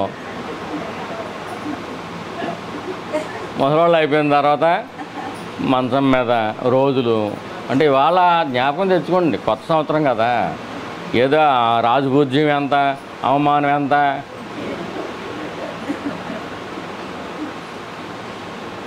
వాళ్ళు ఎవరగానే చెబుతున్నారు ఏంటి, మూసుకు కూర్చుంటే అదే రాజపూజ్యం, ఎదిరిందే అదే అవమానం, ఇవే ఫలితాలు ఉంటాయి ఎవరికైనా అంటున్నారు. మూసుకు కూర్చుంటేనంట రాజపూజ్యం అంట, ఎదిరిందే అవమానం అంట. వాళ్ళు వ్యంగ్యంగా చెప్పినా కానీ అదే కరెక్టేమో అనిపిస్తుంది.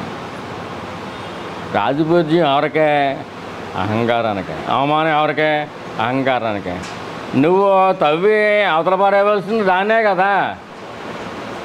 దేని తవ్వి అవతల పాడేయాలో, దేని కాల్చేయాలో దానికి ఇవన్నీ చెబుతున్నారు. అందులో ఈ ఉగాది రోజున కంపల్సరీ వినాలా, పుణ్యం వస్తుందని చెబుతున్నారు. కంపల్సరీ వినాలన్నా సత్సంగం. ఆ సత్సంగం మాట తీసేసి ఇది పెట్టినట్టు ఉన్నారు. సంస్కృతం వచ్చిన వాళ్ళు అలాగనే మార్చేస్తారు కదా. ఈ బ్రిటిష్ వాళ్ళు 200 సంవత్సరాల్లో, అంతకుముందు ముస్లిమ్స్ ఒక 800 సంవత్సరాలు, 1000 సంవత్సరాలు మన దేశాన్ని పరిపాలించేసరికి ఈ పుస్తకాల్లో సంస్కృతంలో ఉన్న మాటలు కూడా మారిపోయింది. అదృష్టం ఏంటంటే భగవద్గీత జోలికి ఎవరు వెళ్ళా. విష్ణు సహస్రం, లలిత సహస్రం, శివ ఇవి కొంచెం మిగులు ఉన్నాయి కల్తీలు లేకుండా. చాలా పుస్తకాలు సంస్కృతాల్లో ఫలితాల్లో కూడా రాసేసారు. అలాగా పోనీ రాసేస్తే అది కరెక్టే అనుకుందాం. పోనీ అది ఎవరికే, లౌకికులకి. ఉగాది రోజున పంచాంగ శ్రవణం వినాలి, పుణ్యం వింటారు. ఈ పుణ్యాలు పాపాలు ఎవరికమ్మా, అహంకారానికే కదా. రాజపూజ్యాలు అవమానాలు లెక్కేసుకునేది ఎవరో, అహంకారమే కదా. నీకు కావాల్సిందంటే అహంకారమా, జ్ఞానమా? మరి జ్ఞానం అంటే అహంకారాన్ని ఏం చేయాలి, ప్రతిరోజు తోమేయాలి. ఏ రోజు తోమకపోతే ఆ రోజు బొచ్చు మొక్కలా కొట్టుకుంటూనే ఉంటుంది. మనందరం మనం సరిగ్గా తోమట్లేదని అప్పుడప్పుడు ఇంట్లో వాళ్ళ చేత కొంతమంది చేత తోమింతాడు, అప్పుడప్పుడు బయట వాళ్ళ చేత కూడా తోమింతాడు.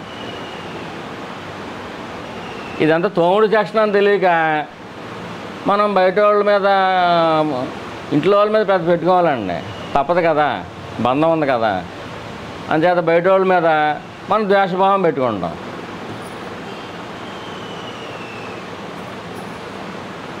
ద్వేషభావం అనేది పొరపాటును కూడా ఉండకూడదు మనకు లోపల.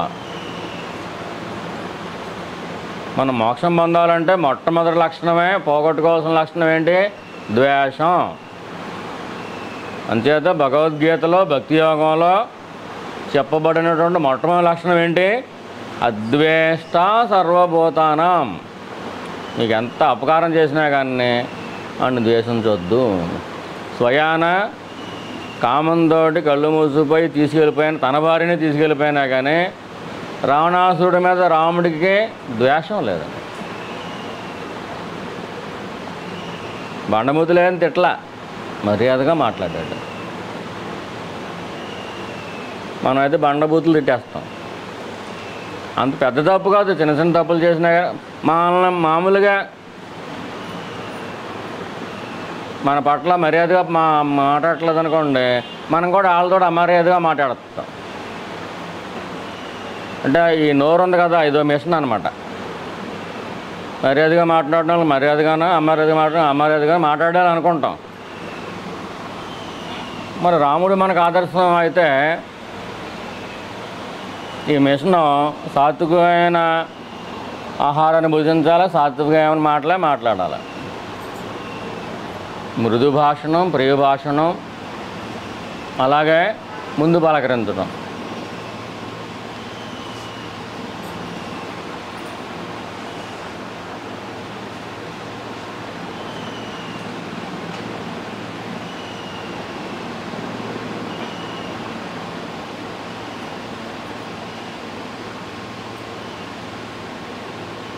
ద్వేషం ఎందుకు పెట్టుకోలేదైనా ఆయన లోపల లేదు.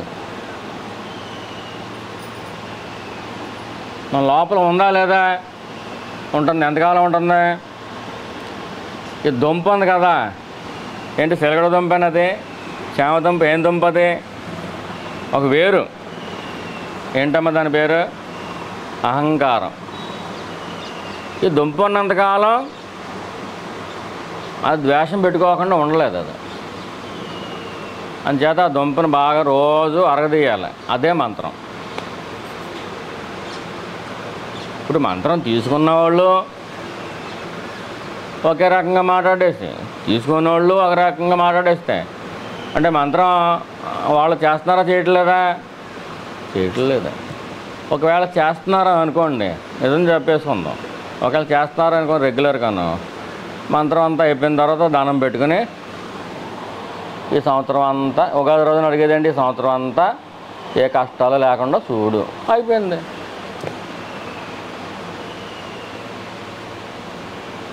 మీరు మంత్రం చేసుకున్న తర్వాత ఇంకే కోరికలు కోరకూడదు. పూజ చేసుకున్న తర్వాత ఏ కోరికలు కోరకూడదు. మీరు ఏ కోరిక కోరకపోతే పూజ వల్ల సిద్ధించేది పవిత్రత. పవిత్రతకే జన్మనిచ్చేది పూజ.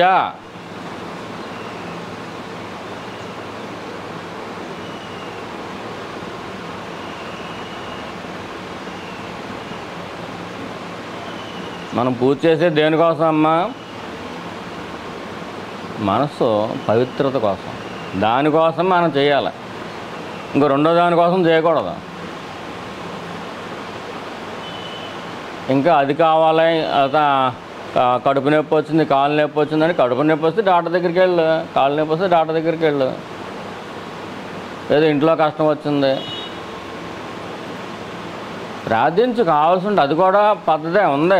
మన భగవంతుడు చెప్పుకోకపోతే ఇంకెవరు చెబుతూ ఉండంటే నువ్వు ప్రత్యేకించి వేరుగా ప్రార్థన చేసుకోపని.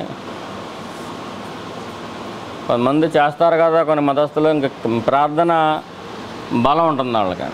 మనకు పూజా బలం ఎలా ఉంటుందో వాళ్ళకి ప్రార్థన బలం ఉంటుంది. ఎంతో పరమ పవిత్రమైనవి, అనాదిగా లక్షలాది కోట్లాది సంవత్సరాల క్రితం నుంచి అప్పుడెప్పుడో పుట్టిన మంత్రాలనే ఇప్పుడు నీ నోటితోటి అంత పరమ పవిత్రమైన మంత్రాలనే, మోస్ట్ పవర్ఫుల్ మంత్రాలనే నీ నోటితో చెప్పి ఇంత చిన్నది అడుగుతావా? ఇంత చిన్నది ఎందుకు అడిగావు నువ్వు? ఈ దేహం నిజం అనుకుంటున్నావు, ఈ సంసారం నిజం అనుకుంటున్నావు. ఇవాళ కాకపోతే రేపొద్దునైనా ఎప్పుడోకప్పుడు కాట్లోకి వెళ్ళిపోతాం లేదా, మళ్ళీ పుట్టేస్తాం లేదా? అప్పుడు సంసారం మారిపోయింది కదా. ఇవాళ భర్త కోసమో బిడ్డల కోసమో ఏదో రకంగా నువ్వు ఏదో ప్రార్థిస్తున్నావు వాళ్ళు బాగుండాలని. మరి జన్మ మారిపోయినప్పుడు వాళ్ళు కూడా మారిపోయారు. భర్త మారిపోయాడు, బిడ్డలు మారిపోయారు, ఫ్రెండ్స్ మారిపోయారు. అప్పుడు వాళ్ళ కోసమా? నీ బతుకు అర్థం ఏముంది? ఈ జన్మలో వీళ్ళ కోసం పూజింతావా, ఆ జన్మలో వాళ్ళ కోసమా, ఇంకో జన్మ ఎత్తితే వాళ్ళ కోసమా? ఈ మాయ అంతా ఎక్కడి నుంచి వస్తుంది? నువ్వు దేహం అనుకోవడం వల్ల వస్తుంది. నువ్వు దేహం అనుకోకుండా ఉండలేవు కూడా. దానికి మార్గం ఏంటి? నేను ఈ దేహాన్ని అని ఎవరు అనుకుంటున్నారు? ఒక మనసు అనుకుంటుంది. ఆ మనసును శుద్ధి చెయ్యి. నీ మనసుకి పవిత్రత వచ్చిన రోజునే అది దేహాన్ని అని అనుకోదు.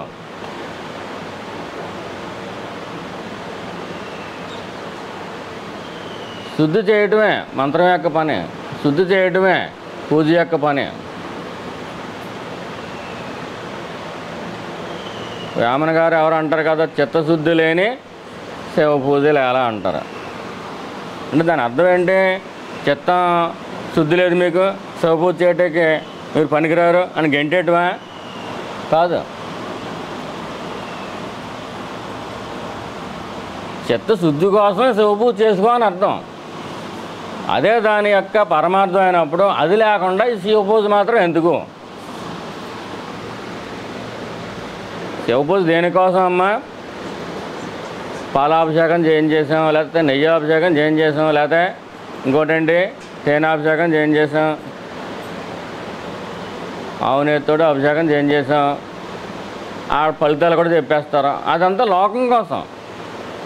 లోకాన్ని నడవటానికే ఈ 4 చక్రాలు ఉంటాయండి. ఏ బండి నడవాలన్నా 4 చక్రాలు ఉంటాయి, 4 వర్ణాలు అనేవి ఉంటాయి. అదంతా లోకం నడవటం కోసం పరమేశ్వరుడే పెట్టానని చెప్పాడు. మన భారతదేశమనే కాదు, ఏ దేశంలో అయినా సరే ఆ 4 వర్ణాలు ఉంటాయి. పేర్లు అవి పెట్టకపోయినా కానీ 4 వర్ణాలు ఉంటాయి. 4 చక్రాల్లో బండి కొన్నట్టే ఉంటాయి.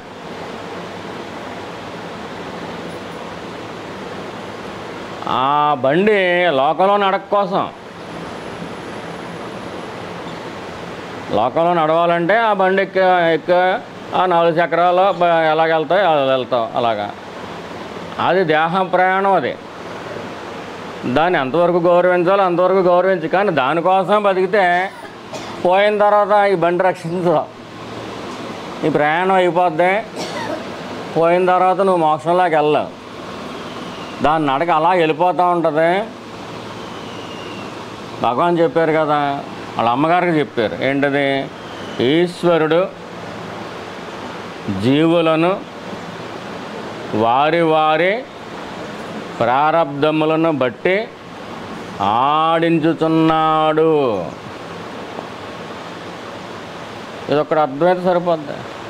జరగవలసినది జరిగియే తీరును, జరుగు రానిది ఎవ్వరు ఎంత ప్రయత్నించినను జరుగునే జరగదు అని చెప్పి ఊరుకోలేదు. ఇది నిశ్చయము. ఆ బండి ఎలాగెళ్ళాలి అలా వెళ్ళిపోతూ ఉంటుంది. అది ఎలాగెళ్ళినా కానీ ఈ లోక అనే బండిలో ఆ 4 చక్రాల్లో ఏ వర్గంలోనూ ఉన్నా కానీ జ్ఞానానికే దానికి సంబంధం లేదు. వీళ్ళకి జ్ఞానానికి అర్హత లేదండి అంటకు లేదు. జ్ఞానానికి అందరికీ అర్హత ఉంది, అందరికీ మోక్షానికి అర్హత ఉంది. సమాజంలో నడక కోసం 4 వర్ణాలను పెట్టాడు. ఒక జడ్జి గారేమో శిష్యుడు బయట అమేనా పని చేస్తూ ఉంటాడు. అంటే 3 సార్లు పేరు పిలుతాడు, ఆడేమో గురువు. ఒక చోట అలా జరిగింది నార్త్లో. ఈయనకి ఈ డ్యూటీ వచ్చింది ఒంటి మీదకి, ఆయనకి ఆ డ్యూటీ వచ్చింది. ఒంటి మీదకి ఏ ప్రారంభం అనేది లేదు.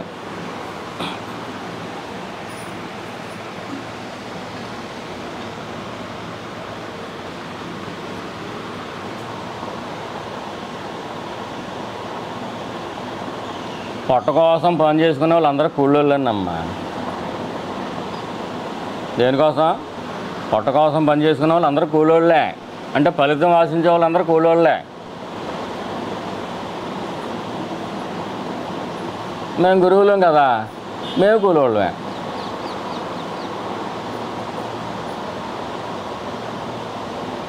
ఫలితం ఆశించిన వాళ్ళందరూ ఎవరని చెప్పాడు? కృష్ణ పరమాత్మ చెప్పాడు. అది ఫలితం ఆశించిన వాళ్ళందరూ కూలోళ్ళు. ఫలితం ఆశించకుండా నువ్వు ఎన్నిసార్లు ఉపకారం చేస్తావు ఎవరికైనా? ఆఖరికి ఎవరికో దానం చేయమన్నా కానీ ఫలితం ఎంత అవుతుంది? ఈ ఫలితం ఇది నేర్పేశారు. విష్ణు సహస్రం చేస్తే ఏం ఫలితం వస్తుంది? లలిత సహస్రం చేస్తే ఏం ఫలితం వస్తుంది? ఫలశ్రుతి చదవకుండా వదలు కూడా చదువుకోవాలని చెబుతారు. మళ్ళీ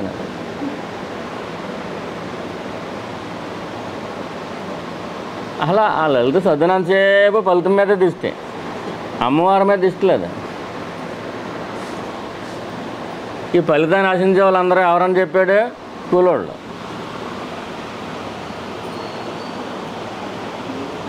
కూలి పని అంటే మనం ఏమనుకుంటాం? ఇదే కాయ కష్టం చేస్తే రోజుకి ఎంత అని ఇస్తారు కదా, వాళ్ళు కూలోళ్ళు అనుకుంటున్నాం. మనం అందరం కూలోళ్ళమే.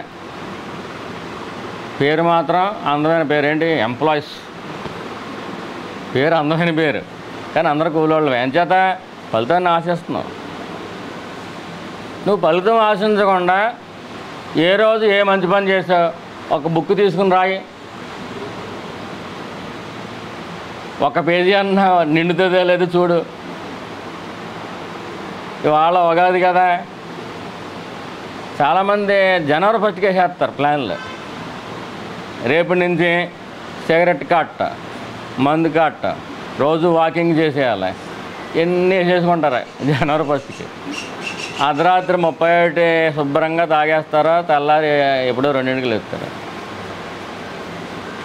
అలా కొంతమంది ఎక్కువ మంది 80% అలాగ ఉంటారు. ఇంకో 18% మనది ఉగాది కదా అని దీనికి ప్లాన్లు వేసేస్తారు. వీళ్ళు బంధ ప్లాన్లు ఏం ప్లాన్లు వేసినా కానీ జుట్టు ఇచ్చుకుని లాక్కెళ్ళిపోద్ది. ఏంటి దాన్ని ఏమంటారు? ప్రారబ్ధము.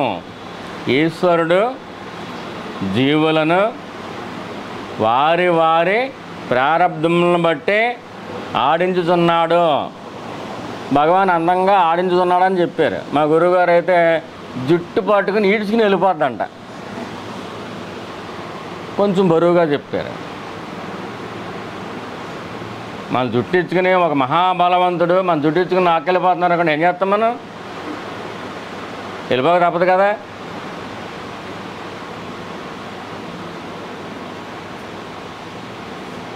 అలా వెళ్ళిపోతాం. అన్నీ తెలుసున్నా కానీ ఒక్కోసారి మనమే అలా వెళ్ళిపోతూ ఉంటాం.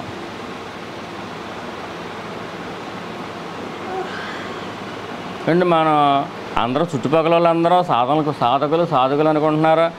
అయ్యో పాపం అని మనసులో అప్పుడప్పుడు అనిపిస్తూ ఉంటుంది, మనం ఎలా ఉండకూడదు కదా అని.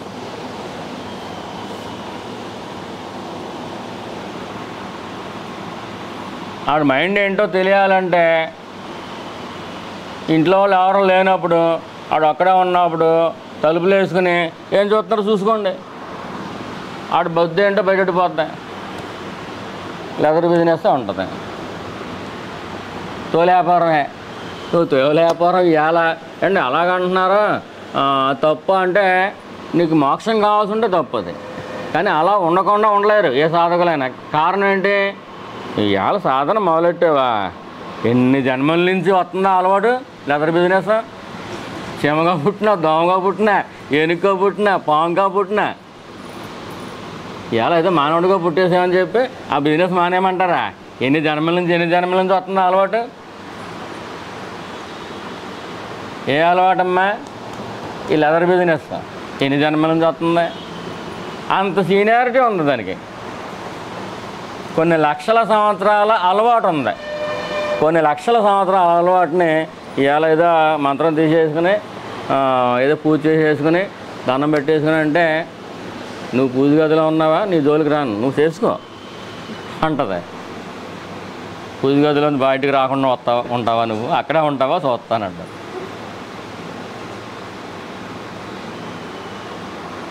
దానికి కొంచెం చోటిస్తే పూజ గదిలో ఉండగానే మీద ఎక్కేస్తుంది, మెళ్ళ మీద ఎక్కేస్తుంది. గురువు దగ్గర మంత్రం ఎందుకు తీసుకోవాలంటే పూజ గదిలో ఉండగా మెళ్ళ మీద ఎక్కదాం, ఆ పవర్ ఉంటుంది దానికి.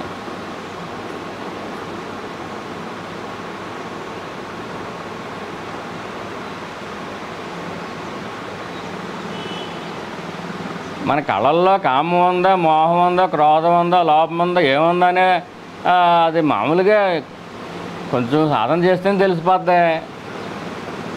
ఈశ్వరుడు తెలియకుండా ఉంటుందా?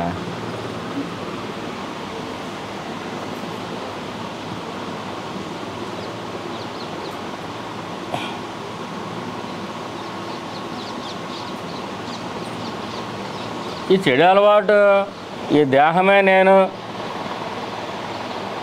అని చెడు అలవాటు ఎన్ని సంవత్సరాల నుంచి ఉంటుందమ్మా? కొన్ని లక్షల సంవత్సరాల నుంచి ఉంటుంది. మన సాధన ఎంత? ఇంత ఉంది బొడ్డోడు, ఆయంతా కొండంత ఉన్నాడు ఏహంగాన అని ఒక్క చూసి వస్తాడు అంతే, ఒక గుద్దుతాడు గురువు లేకపోతే. ఆ సాధనలు ఎలాగుంటా చెప్పమంటావా?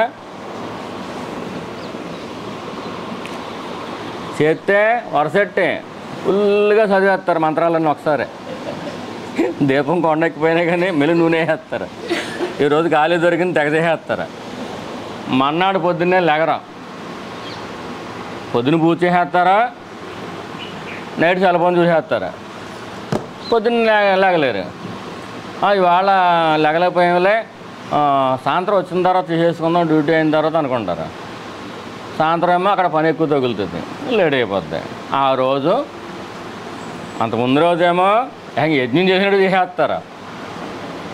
నిజంగానే చేశారు, వాళ్ళు ఎంతో ఆతుతోటే చేశారు. ఎక్కిరించినట్టు ఉన్నాయి కదా, మన సాధనలు చూసి ఎక్కిరించింది. అదిగో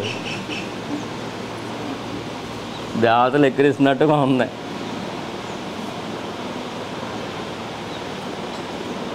మా భక్తులు అందరూ మంచోళ్ళేనండి, మా గురించి మేము చెప్పుకుంటున్నామా? మమ్మల్ని కూడా ఎక్కిరించండి. ఈ రోజేమో యజ్ఞం చేసినట్టు చేసేస్తారా, మళ్ళీ నెలల దాకా దాని జోలికి వెళ్ళరు. అందుకనే వాసుదేవుడు ఇటువంటివి ఉంటాయని చెప్పి భగవద్గీతలో ఏం చెప్పాడు? సమానంగా ఉండటం నేర్చుకో, ఎక్కువ చేసేకు, తక్కువ చేయకు, సమానంగా చేసుకో. దాని ఏమన్నారో యుక్తము. ఆహార విహారాల్లోనూ సాధనలోనూ కూడా యుక్తంగా ఉండాలి. ఎంతవరకు అవసరం అంతవరకు. అది యోగాన్ని ఇస్తుంది. బ్యాలెన్స్డ్గా చేయాలి. వాళ్ళు ఎక్కువ చేసేయాలనుకున్నది ఎవరో అహంకారమే.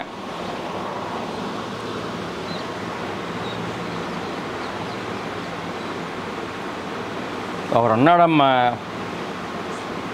పగల పోలీస్ డ్రెస్ వేసుకుంటున్నాడు, ఇంటికి వెళ్ళిన తర్వాత డ్రెస్ ఇప్పేసి ఊళ్ళంతా నూనె రాసుకుని దొంగతనానికి వెళ్ళిపోతున్నాడు. ఆ ఊళ్ళో అన్ని దొంగతనాలు జరిగిపోతున్నాయి. వీళ్ళందరూ కంప్లైంట్లు ఇస్తున్నారు. పగలేమో పోలీసు వాడిగా ఉంటున్నాడు, కనిపెట్టేస్తాను, ఎట్టి బస్సులో కనిపెట్టేస్తాను అంటున్నాడు. ఎప్పుడు దొరుకుతాడు చెప్పాడు? పగల పోలీసు, రాత్రి దొంగ. ఎవరా?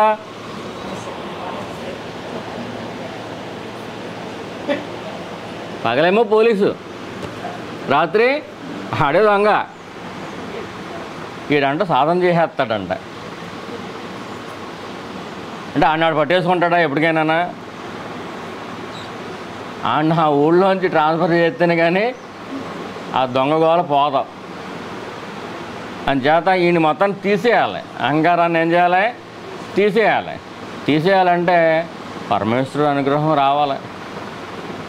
ఏదో మొసలే పట్టుకుని కరిసేయటం అనేది వంపు అంతే. వీడికి ఇంక నువ్వు తప్పించి ఇంకొకళ్ళు ఎవరు లేరు, నువ్వే కాపాడాలి అని మొత్తాన్ని వదిలేసుకుని కంప్లీట్గా శరణాగతి వచ్చేదాకా ఆ మొసలు కరుతూనే ఉంటుంది. మనకు కూడా రకరకాల సమస్యలు వస్తూ ఉంటాయి. ఒక్కో సమస్య అసలు పోదది.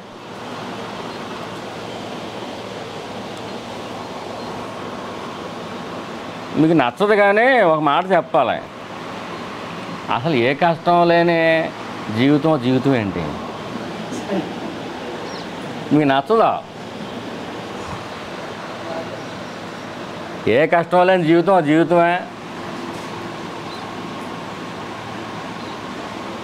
కష్టం ఉంటే ఆ కష్టం లౌకికులకి వస్తుంది, భక్తులకి వస్తుంది. లౌకికులకి వస్తుంది, సాధకులకి వస్తుంది. కష్టం ఆ ఒంటి మీద ఎంతకాలం ఉండాలో అంతకాలం ఉండి వెళ్ళిపోతుంది. కష్టం అవ్వచ్చు, రోగం అవ్వచ్చు. భక్తులకి సాధకులకి వచ్చిన కష్టం ఏమవుతుంది?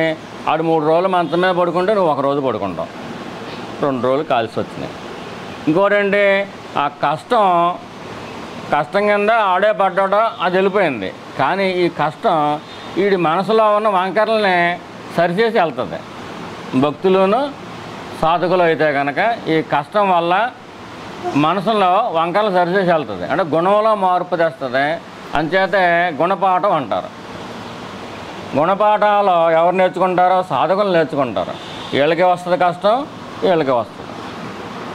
లౌకికులకు వచ్చిన కష్టం ప్రారంధం తీరిపోద్ది, అప్పు తీరిపోద్ది. మనకు వచ్చిన కష్టం అప్పు తీర్చేయడమే కాకుండా గుణపాఠం వస్తుంది, గుణంలో మార్పు వస్తుంది. మనం ఎలా ఉండకూడదు. నీకు నిజమైన కష్టం వచ్చినప్పుడు నీకు ఎవరు దిక్కు అయ్యారు, ఎవరు ఫ్రెండ్స్ అయ్యారు, ఎవరు నిన్ను పలకరించారు?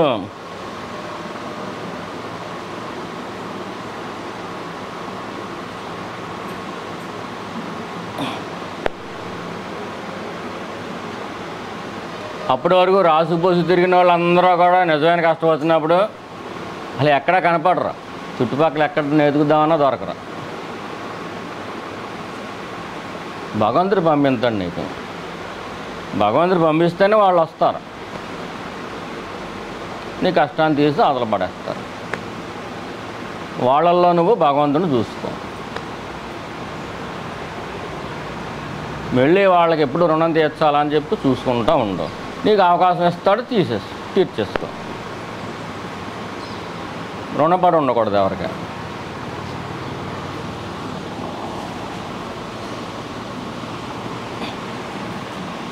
మన సత్సంగానికి వచ్చాం కదండి, ఏమి నేర్చుకున్నాం ఇవాళ?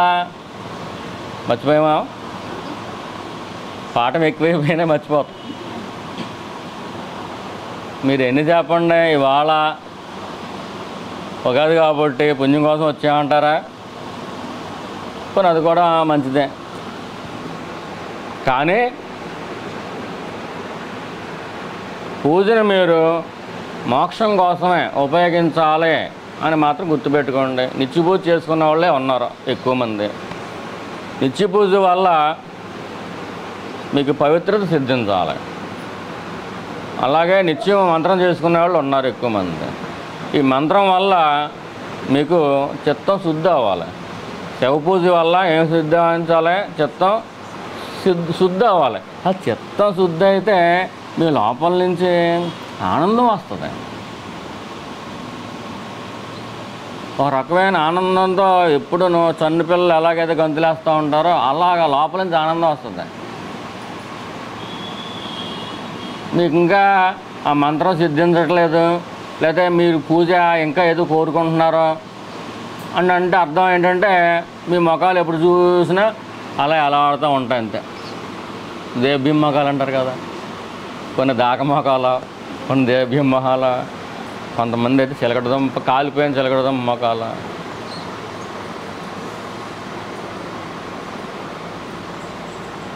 మీ ముఖం చక్కగా బంగినిపల్లి మామిడి పండులాగా ఉందనుకోండి, మీరు సత్సంగంలో ఉన్నట్టు లెక్క. ఒక 6 నెలలు మానేశారనుకోండి, అదే ముఖం ఒళ్ళిపోయిన వంకాయ అయిపోద్ది. మీ ముఖమే చెప్పేస్తుంది. మాకు ఇంటికాడ చాలా పనులండి, అంచేత మేము సత్సంగంలో రావట్లేదంటే మనసుకో, మాకు కూడా బరువు తగ్గుద్ది కదా. మీరు మా సత్సంగాలకు రండి అని చెప్పి ఏ గురువు చెప్పడం, తెలుసున్నాడు ఆవిడ చెప్పడం. రావటం వల్ల గురువుకే బరువు, ఈ బరువుని మోసుకోవడం ఎందుకు? కానీ ఒక దయ ఉంటుంది లోపల. శ్రీరామచంద్రమూర్తి ఎలాగైతే వాళ్ళ పాదాలు ముట్టుకుని వాళ్ళకి పవిత్రత ఇచ్చాడో ఒక ప్రేమ ఉంటుంది. ఆ ప్రేమతోటి మీరు సత్సంగాలకు వచ్చి సద్వినియోగం చేసుకోవచ్చు కదా అని చెబుతాడు. అది ప్రేమ వల్ల. అంటే మీ బిడ్డ మీద ఎలా, మీ బిడ్డ బాగుండాలని మీకు ఎలాగ ఉంటుందో అలా గురువు కూడా ఈ సాధకులు బాగుండాలని ఉంటుంది. సహృదయాలు బాగుండాలని ఉంటుంది. గురువుకి మీకు ఏ రక్త సంబంధం లేకపోయినా కానీ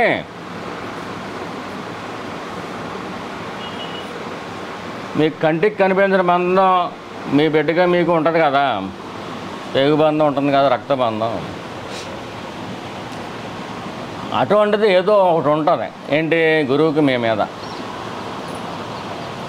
మీరు వస్తే బాగుంటుంది కదా, మీ మనసు శాంతిగా ఉంటుంది, ఏ వేదన ఉండదు, ఏ రోదన ఉండదు.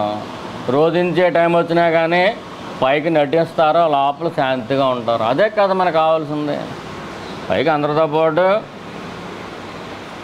ఉంటారు. నటింపంటే దాంట్లో తప్పు ఏమీ లేదు, అందరితో పాటు ఉంటారు. లోపల అది మిమ్మల్ని ఎఫెక్ట్ చేయదు. ఒక్కో కష్టం ఎలా ఉంటుందంటే ఆంబోది వచ్చేసి పొడి చేస్తే ఎలా ఉంటుంది, అటువంటి కష్టం ఉంటుంది. అటువంటి కష్టాన్ని సద్గురువు ఏం చేస్తాడు? ఊరికినే మేక ఎలా అంటారు చూసారా, అలా మార్చేస్తాడు. దానివల్ల పెద్ద బాధ రాదు మీకు. అటువంటి కష్టం రాబోతుంది అనుకోండి, అప్పుడు ఈశ్వరుడు ఏం చేస్తాడంటే అని కేకే అంటాడు. వాళ్ళు కూడా మాకెందుకురా బాబు నీడు అనుకుంటాడు. ఏం చేత వీడికి ఏ సంకల్పం ఉండదు. కానీ ఈశ్వరుడికి ఉంటుంది, ఈశ్వర కటాక్షం అంటారు. అందుకనే ఆయన కటాక్షిస్తాడు. వాళ్ళు కేకయ్యే ఆంబోతు పోట్లు ఉన్నాయి, వాటిని మేకపోతు పోట్ల కింద మార్చేద్ది, కానీ వాళ్ళు కేకే అంటాడు.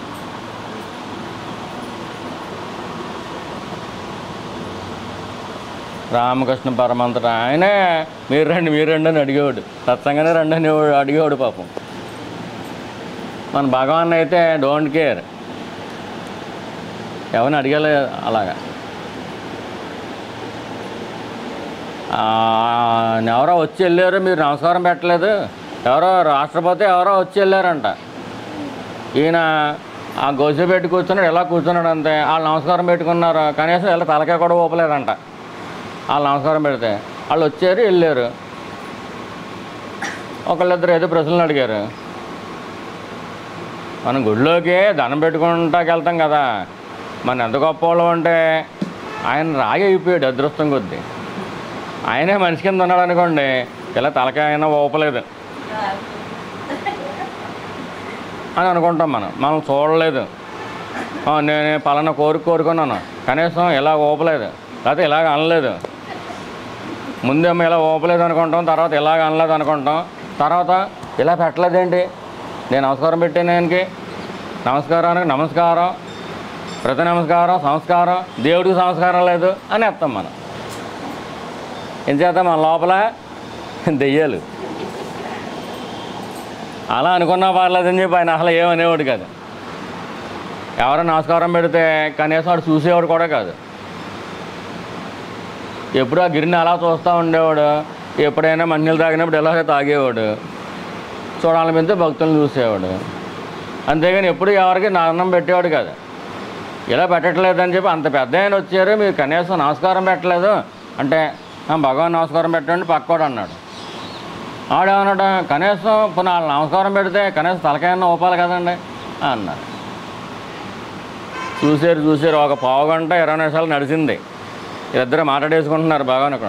ఒక్కసారి అన్నారు, ఎవరు అనుగ్రహం వల్ల అయితే వాళ్ళు ఆ గడప దాటారో వాళ్ళకే వారు నమస్కారం పెట్టాలా అని చెప్పేసి అక్కడి నుంచి లేచి వెళ్ళిపోయారు. ఈ డిస్కషన్ ఏంటి, పనికిమాలిన డిస్కషన్, లేకపోతే భగవాన్ ఎదుర్కొంటాను. ఎవరు అనుగ్రహం వల్ల ఆ గడప దాటి వచ్చారు అంటే వాడు రాకముందే వాడు ఈ దర్శనం చేసుకోలేకపోతున్నాడు, వాడుకున్న పాపం వల్ల.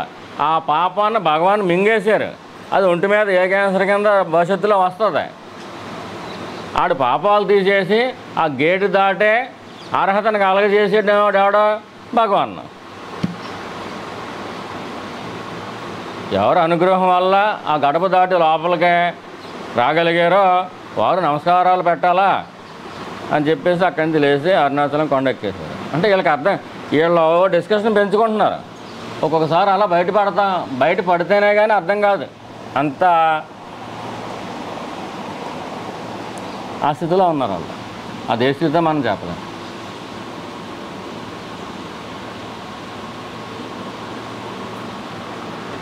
ఇంకా మా గురువుగారు అయితే మనం ఒక నమస్కారం పెడితే ఆయన 2 నమస్కారాలు పెట్టేసేవారు. ఇటువంటి వాళ్ళకి మళ్ళీ అనుమానం రాకుండా.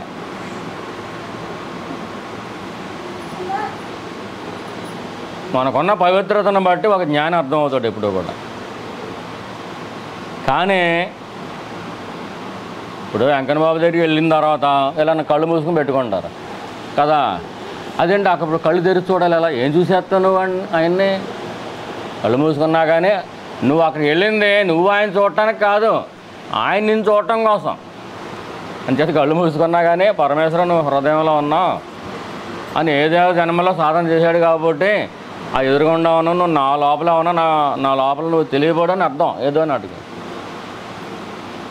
మనం ఆయన చేత చూడబట్టడానికి వెళ్తున్నాం అక్కడికి, మనం ఆయన చూడటం కోసం కాదు. అలాగా ఒక జ్ఞాన దర్శనం మనకు అయిందనుకోండి, ఎప్పుడో ఒకప్పుడు, ఓ 25 ఏళ్ళ క్రితం 30 ఏళ్ళ క్రితం అయిందనుకోండి, ఆయన మనం చూసాడు కదా ఆయన.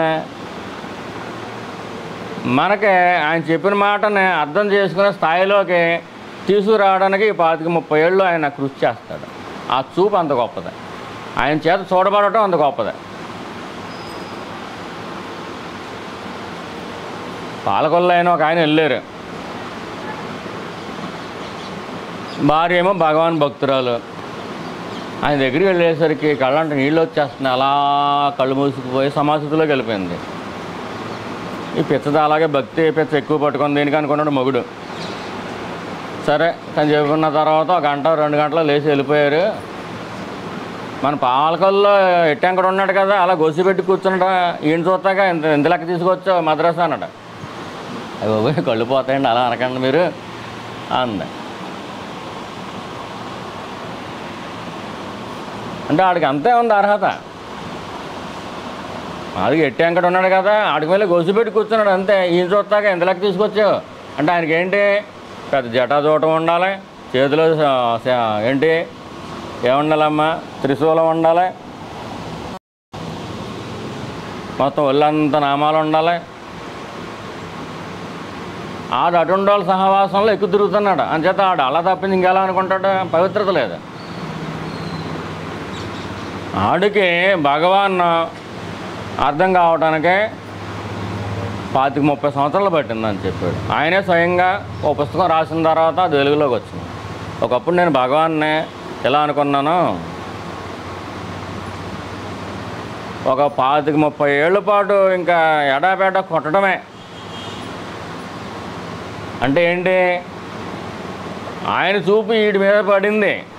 అక్కడి నుంచి స్టార్ట్ అయింది ఏంటి, బాకీలు తీర్చడం మొదలెట్టాడు. అప్పుడు దాకా చేసుకున్న పుణ్యం ఖర్చు అవుతుంది. చేసుకున్న పుణ్యం ఖర్చు అవడం అంటే ఏంటి, అంతా సుఖప్రారంభమే. ఎటు చూసినా ఎవరు చూసినా గౌరవంతో ఉంటారు. స్థలాలు పొలాలు ఇళ్ళు ఎన్ని ఉంటాయి, బంధువులు ఉంటారు, ఫ్రెండ్ సర్కిల్ ఉంటుంది. ఇంకా వాడికి ఏంటి, ఏ వ్యాపారం చేసినా కలిసి వచ్చేస్తుంది. ఇదంతా ఏంటి, చేసుకున్న పుణ్యం ఇప్పుడు ఖర్చు అవుతుంది. ఒక మహర్షి ఈయన చూడటం వల్ల ఏమైంది,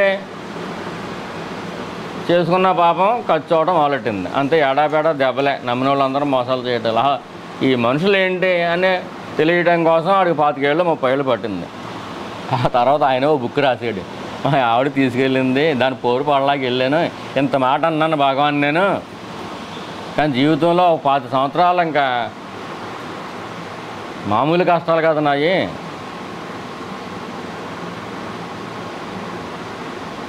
ఆ తర్వాత కన్నీళ్లతోటి ఏడిసి భగవాన్ దర్శనానికి వెళ్దాం అనుకుంటే అప్పటికి భగవాన్ దేహం విడిచిపెట్టేశారు.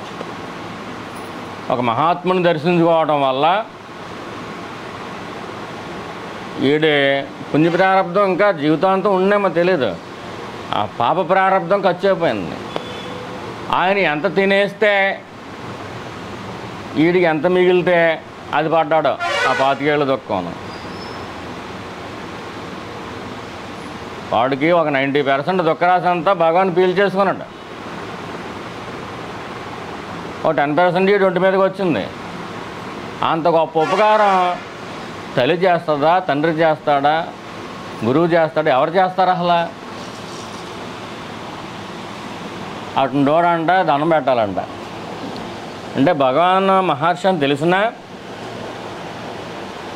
ఆయన ఈశ్వర సమానుడు, ఈశ్వర తత్వం ఏముందో లోపల, ఇంక జీవతత్వం ఏమీ లేదని తెలిసినా కానీ మనకున్న దేహబుద్ధి వల్ల ఆయన కూడా దేహంతో కనపడుతున్నారు కాబట్టి ఈయన కూడా దేహం, ఈయన కూడా దేహమే అని అనుకుంటూ ఉంటాం మనం.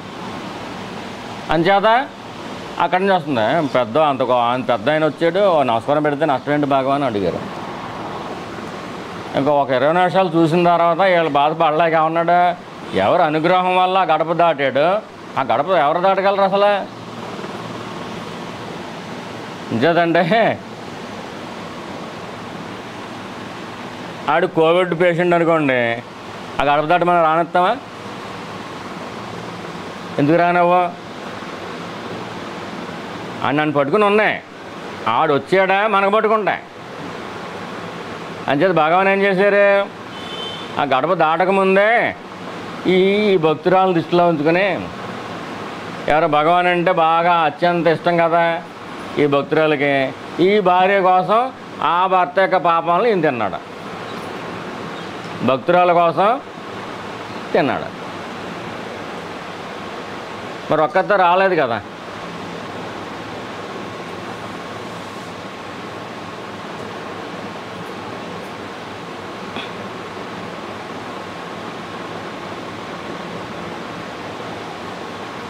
వచ్చే ఆదివారం శ్రీరామనవమికి ఇక్కడే పెడతాం.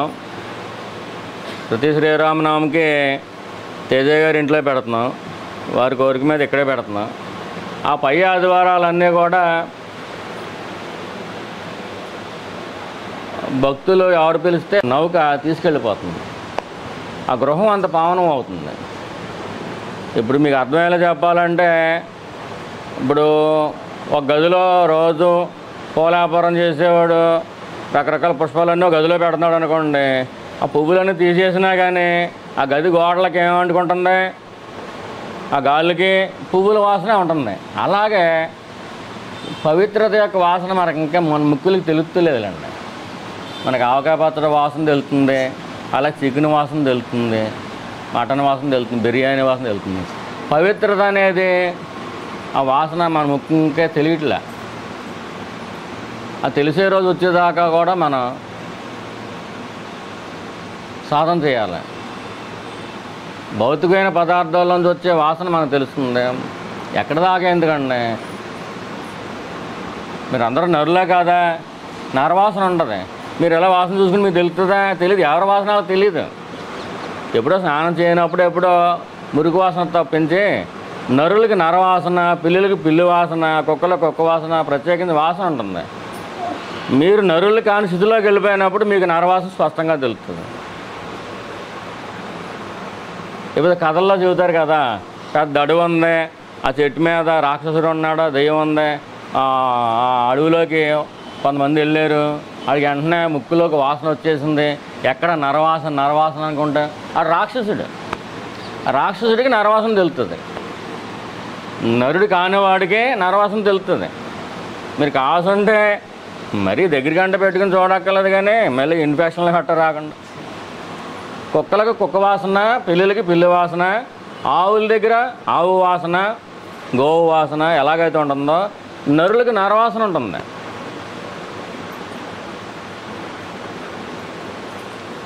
మీరు ఆత్మజ్ఞానం పొందేశారనుకోండి, మీ దేహం నరుడి కింద కనిపిస్తున్నా కానీ లోపల నారాయణమూర్తి తత్వం మీకు అనుభవంలోకి వచ్చేసింది అనుకోండి, మీ దేహంలోంచి నరవాసన రాదు. ఆ నారాయణమూర్తి, ఆ పరమ పావన స్థితి ఉంటుంది కదా, అదే వాసన వస్తుంది. జ్ఞానిని ఆ విధంగా కూడా గుర్తించవచ్చు. జ్ఞాని సన్నిధే శాంతి. ఫస్ట్ మొట్టమొదటి గుర్తింపు ఏంటంటే జ్ఞాని సన్నిధే శాంతి. సన్నిధి మాత్రం చేత నీ మనసు అణిగిపోద్ది. నీకు ఎంత వేదన ఉన్నా కానీ దిగిపోద్ది. అది పెద్ద గోదావరి, అది పెద్ద సముద్రం. నీ ఇంట్లో ఉన్న కుంపటెంత, నిప్పులెంత. సముద్రం దగ్గరికి వెళ్ళింది అనుకోండి కుంపటే, దాంట్లో మునిగితే ఉంటుందా? అది ఉండదు. చొప్పుని చల్లారిపోద్ది. మీ ఇంట్లో పొయ్యిలో నిప్పులు ఉంటాయి కదా, గోదావరిలో పోసారనుకోండి ఏమవుతాయి? గోదావరి అంటుకుపోతాయండి.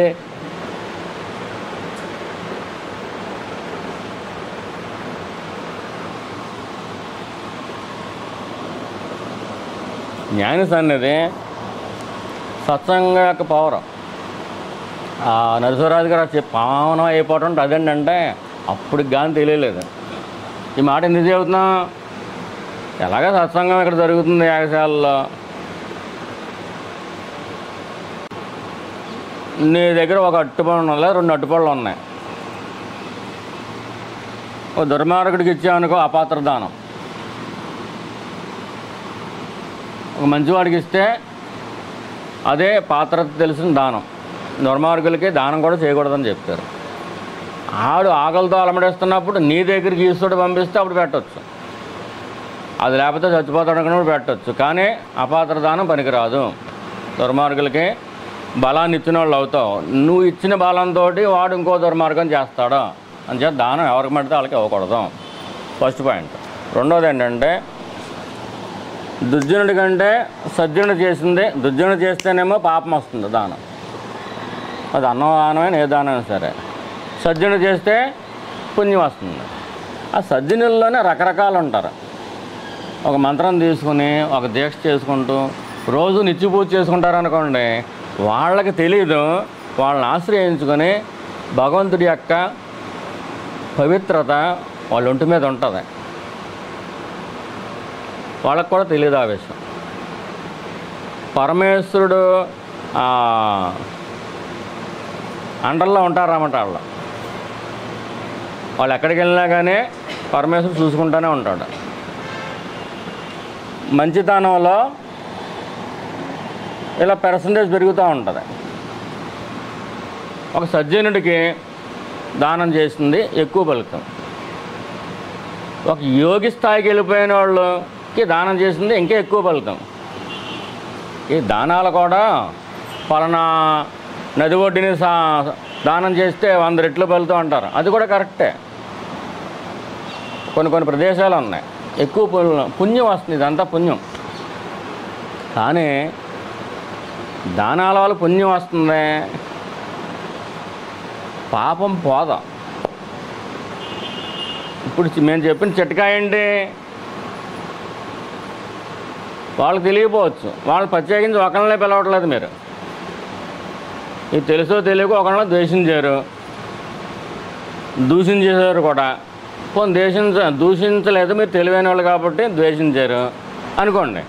వాళ్ళ పట్ల మీకు ఆ ద్వేషభావం ఉంది, సాధన చేస్తూ ఉంటే వాళ్ళ జ్ఞాపకం వస్తారు. మీకు ఎవరి పట్ల అయితే ద్వేషభావం ఉందో వాళ్ళు మిమ్మల్ని ఆ భావన విడిచిపెట్టదు. బాగా ఫ్రెండ్షిప్లు పెరిగిపోయినా వాళ్ళ జ్ఞాపకం వస్తారు మంత్రం చేసుకున్నప్పుడు. గురువు ద్వారా మంత్రం తీసుకున్న తర్వాత ఏమవుతుందంటే అది తవ్వుకుంటే వెళ్తుంది మీ మనసులోకి. లోపల తేళ్ళు ఉన్నాయి, జెర్లు ఉన్నాయి, ఒక్కొక్కటి బయటకు వస్తుంది. ఒక్కోసారి కాలనాగా వస్తుంది, కాడేస్తుంది. అమ్మో ఏంటి ఇటువంటి తాళం వచ్చిందండి మనకే. పుట్టప్పుడు గురువు దగ్గర మంత్రం తీసుకోకముందు ఓం నమో నారాయణాయ, ఓం నమ శివాయ బలే వెళ్ళిపోతాయి. మంత్రం తీసుకున్న తర్వాత అప్పుడు నిజంగా తవ్వడం మొదలెడుతుంది. లోపల ఉన్న బయటకు వస్తాయి. ఏంటి పుట్టప్పుడు భజన చేసుకున్నప్పుడు రాని మంత్రం ఎలా మాల ఎలా పట్టుకున్నారనుకోండి, ఒక్క పూస అయింది. ఓం నమ శివాయ ఆ హృదయంలో ఉన్న సత్యానుభూతి కానీ, లేదా ఒక లింగాకారం కానీ, లేదా గిరిరూపం కానీ, ఇలా ఈ జ్ఞాపకం రావాలి. అంతే, అవన్నీ పోతాయి. మనకి ఎవరు బాగా బెస్ట్ ఫ్రెండో, లేకపోతే మనకి ఎవరు బాగా శత్రువో, మనకు ద్వేషం లేదు అనుకుంటాం కదా, ఇది లాక్కొచ్చేస్తుంది. లేకపోతే ఇది అయిపోయిన వెంటనే ఏం టిఫిన్ చేయాలి, ఏం కూర వండాలి, ఇదో అదేమో కర్తృత్వం వల్ల వస్తుంది. మీరు గురువు ఇచ్చిన మంత్రం శ్రద్ధగా చేసుకుంటేనే మీ మనసులోకి తవ్వుకుంటూ ఎంత లెక్క తవ్వుకుంటుందో అదంతా మీకు ఏ జర్రి అయితే బయటకు వచ్చిందో మళ్ళీ అది లోపలికి వెళ్ళలేదు. ఈ మంత్రం కాల్ చేస్తుంది, తవ్వుతుంది మంత్రం. గురువు కాల్ చేస్తూ ఉంటాడు, వచ్చిందని వచ్చినట్టు కాల్ చేస్తాడు. అయినా కానీ మళ్ళీ ఆవిడే గ్యాహమవుతున్నాడు లేదా ఆడే గ్యాహమవుతున్నాడు అంటే అన్ని జర్లు ఉన్నాయి. తాగా అప్పుడు పడుతుంది. ఇంకెవరి మీద నీకు ద్వేషం లేనప్పుడు ఇంకే తలంపు రాదు. నీకు ఏ కర్తృత్వం లేనప్పుడు ఏ తలంపు రాదు. ముఖ్యంగా ఈ రెండూ పట్టెడతాయి. అందుకని గురువు దగ్గర మంత్రం అవసరం. మీరు ఎన్ని ప్రార్థనలు చేసినా లేకపోతే ఎంత భజన చేసుకుని వెళ్ళినా కానీ గురువు ద్వారా మంత్రం తీసుకోవడం అందుకు అవసరం. అప్పుడు మాత్రమే మీ మనసుని అది తవ్వుతుంది. తవ్విందల్లా అంటించి చేస్తాడు. జపం ఏమో తవ్వుద్ది, గురువు అంటించి పడేస్తాడు. అప్పుడు శుద్ధి అవుతుంది. అప్పుడు దాకా మన మనసులో కూడా బాగా శుద్ధిగానే ఉన్నాం కదా, మనం శుద్ధిగానే ఉన్నాం కదా అనుకుంటాం. బురదకుండ కూడా పైన తేటగానే ఉంది కదా, తేటగా ఉంది కదా అనుకుంటాం. ఒక రాయి ఎత్తని తెలుస్తుంది. ఈ మంత్రం అలాగా తవ్వుకుంటూ వెళ్తుంది అన్నమాట. కానీ మిమ్మల్ని దారి తప్పనవడం గురువు అలా పట్టుకుని నడిపిస్తూ ఉంటాడు. మీ అంతా మీరు చేసుకున్న మంత్రం సొంతంగా చేసుకున్నదే మీ నడక. గురువు ద్వారా తీసుకున్న మంత్రం ద్వారా మీదేంటి, ఆచార్యుల వారు చెబుతారు, పంగుం లంఘయతే గిరిం అంటాడు. అంటే కుంటోడంట ఒక అడుగు ఒక శిఖరం మీద వేస్తున్నాడంట, అంటే పర్వతాలు దాటేస్తూ ఉంటాడు. ఏ స్థాయికి వెళ్ళిపోతాడంటే ఒక పాదం భూమి మీద ఉంటే ఇంకో పాదం చంద్రుడి మీద ఉంటుంది. అంటే అంత వేగంగా అంత లోతుల్లోకి వెళ్తూ ఉంటుంది. ఎంత లోతుల్లో ఉన్నాడో ఆయన స్వామి.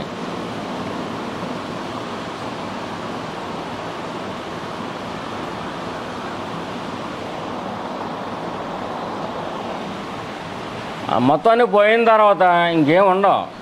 మీకు ఎవరి మీద ద్వేషం పెట్టుకుందామన్నా రాదు, కోపం తెచ్చుకుందామన్నా రాదు.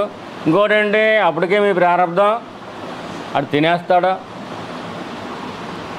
అప్పుడే పుట్టిన దూడని అంటుకున్న మాయని ఎలాగైతే నాకేస్తుందో తల్లి ఆవు, అలా గురువు తినేస్తాడు.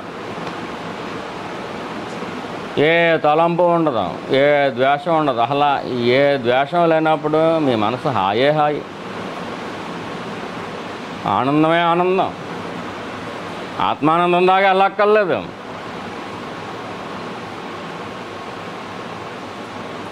ఈ అహంకారం అంటే ఏదో చిన్న చేతిగా అనుకుంటున్నారు. కొన్ని లక్షల సంవత్సరాల నుంచి మనం పుట్టుతూ వస్తున్నాం. అది పెద్ద మహాబలశాలి.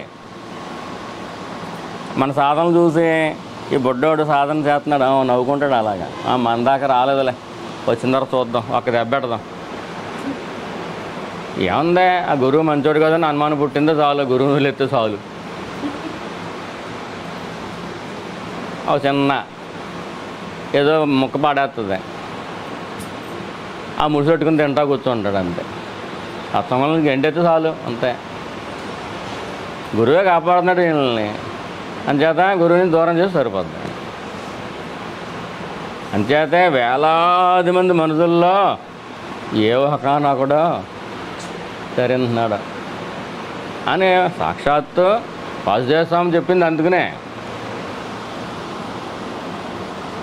భగవాన్ అడిగితే ఏమనేవారు, వారా వచ్చినారు వెళ్ళినారు.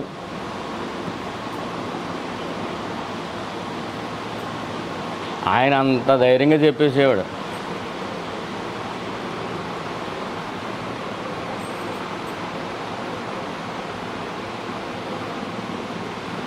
నీ లోపల ఎంతమంది ఉన్నారో శత్రువులు? 6 ఉన్నారు ప్రధానమైన వాళ్ళు. ఇంకా ఉన్నారో అసలైన శత్రువులు కాదు, కనిపించే శత్రువులు, లోపల కనిపించే శత్రువులు. ఇప్పుడు పూర్వం ఆ కర్ణం గారికి, ఆ మనసు గారికి పాలేరులు ఉండేవారు. ఇలాగా భూస్వాములు కూడా పాలేరులు ఉండేవారు. ఒక భూస్వామి దగ్గర ఒక పాలేరు అనుకోండి పని, ఒక యజమాని ఒక పాలేరు. ఆ యజమాని ఎంత చెబితే అదే చేస్తాడు.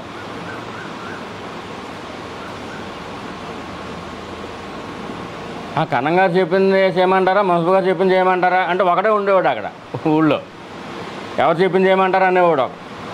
అలా జరిగేది. అది జ్ఞాపకం వస్తుంది. మనం 6 పాలేరులు, 6 యజమానులు ఉన్నారు మనకి. ఒక యజమాని కాదు, 6 యజమానులు ఉన్నారు. మన ఇష్టపూర్వకంగానే అందరికీ ఒప్పేసుకున్నాం. అందరి దగ్గర అప్పులు చేసేసాం, వాళ్ళ దగ్గర పాలేరుతానం చేస్తున్నారు. కన్నం గారు ఇంటికాడ ఒక పొద్దున్న 2 గంటలు, మనసు గారు ఇంటికాడ 2 గంటలు, ఇంకో చోట 2 గంటలు, ఇలాగా 6 పాలేరులు. ఒక మనిషి దగ్గర పాలేరుతానం చేస్తేనే ఎలా ఉంటుంది బతుకు. 6 దగ్గర పాలేరుతానం అంటే చూడండి. ఏదో ప్యాంట్లు వేసేసాం, షర్ట్లు వేసేసాం, చక్కగా ఇస్త్రీ బట్టలు వేసేసుకున్నాం, మనం పాలేరులు ఉంటాం అనుకోకూడదు. మనం పాలేరులమే. ఫస్ట్ ఎవరికి పాలేరులు? కామానికి పాలేరులు. తర్వాత ఎవరికి పాలేరులు? క్రోధానికి పాలేరులు. ఆ యజమాని తర్వాత 3వ యజమాని ఎవరు? మోహం. తర్వాత లోభం, తర్వాత మదం, తర్వాత మాత్సర్యం. ఈ 6 పాలేరులు.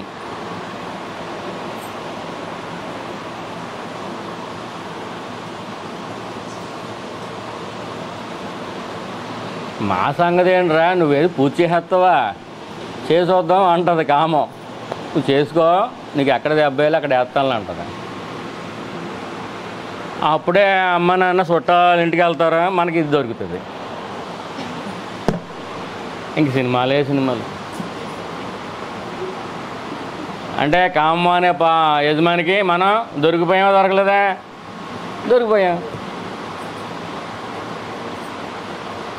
ఇంకా క్రోధం, అక్కడ కారణం కనిపిస్తూ ఉంటుంది. కారణం కనిపిస్తే నీకు కోపం వచ్చేయాలా?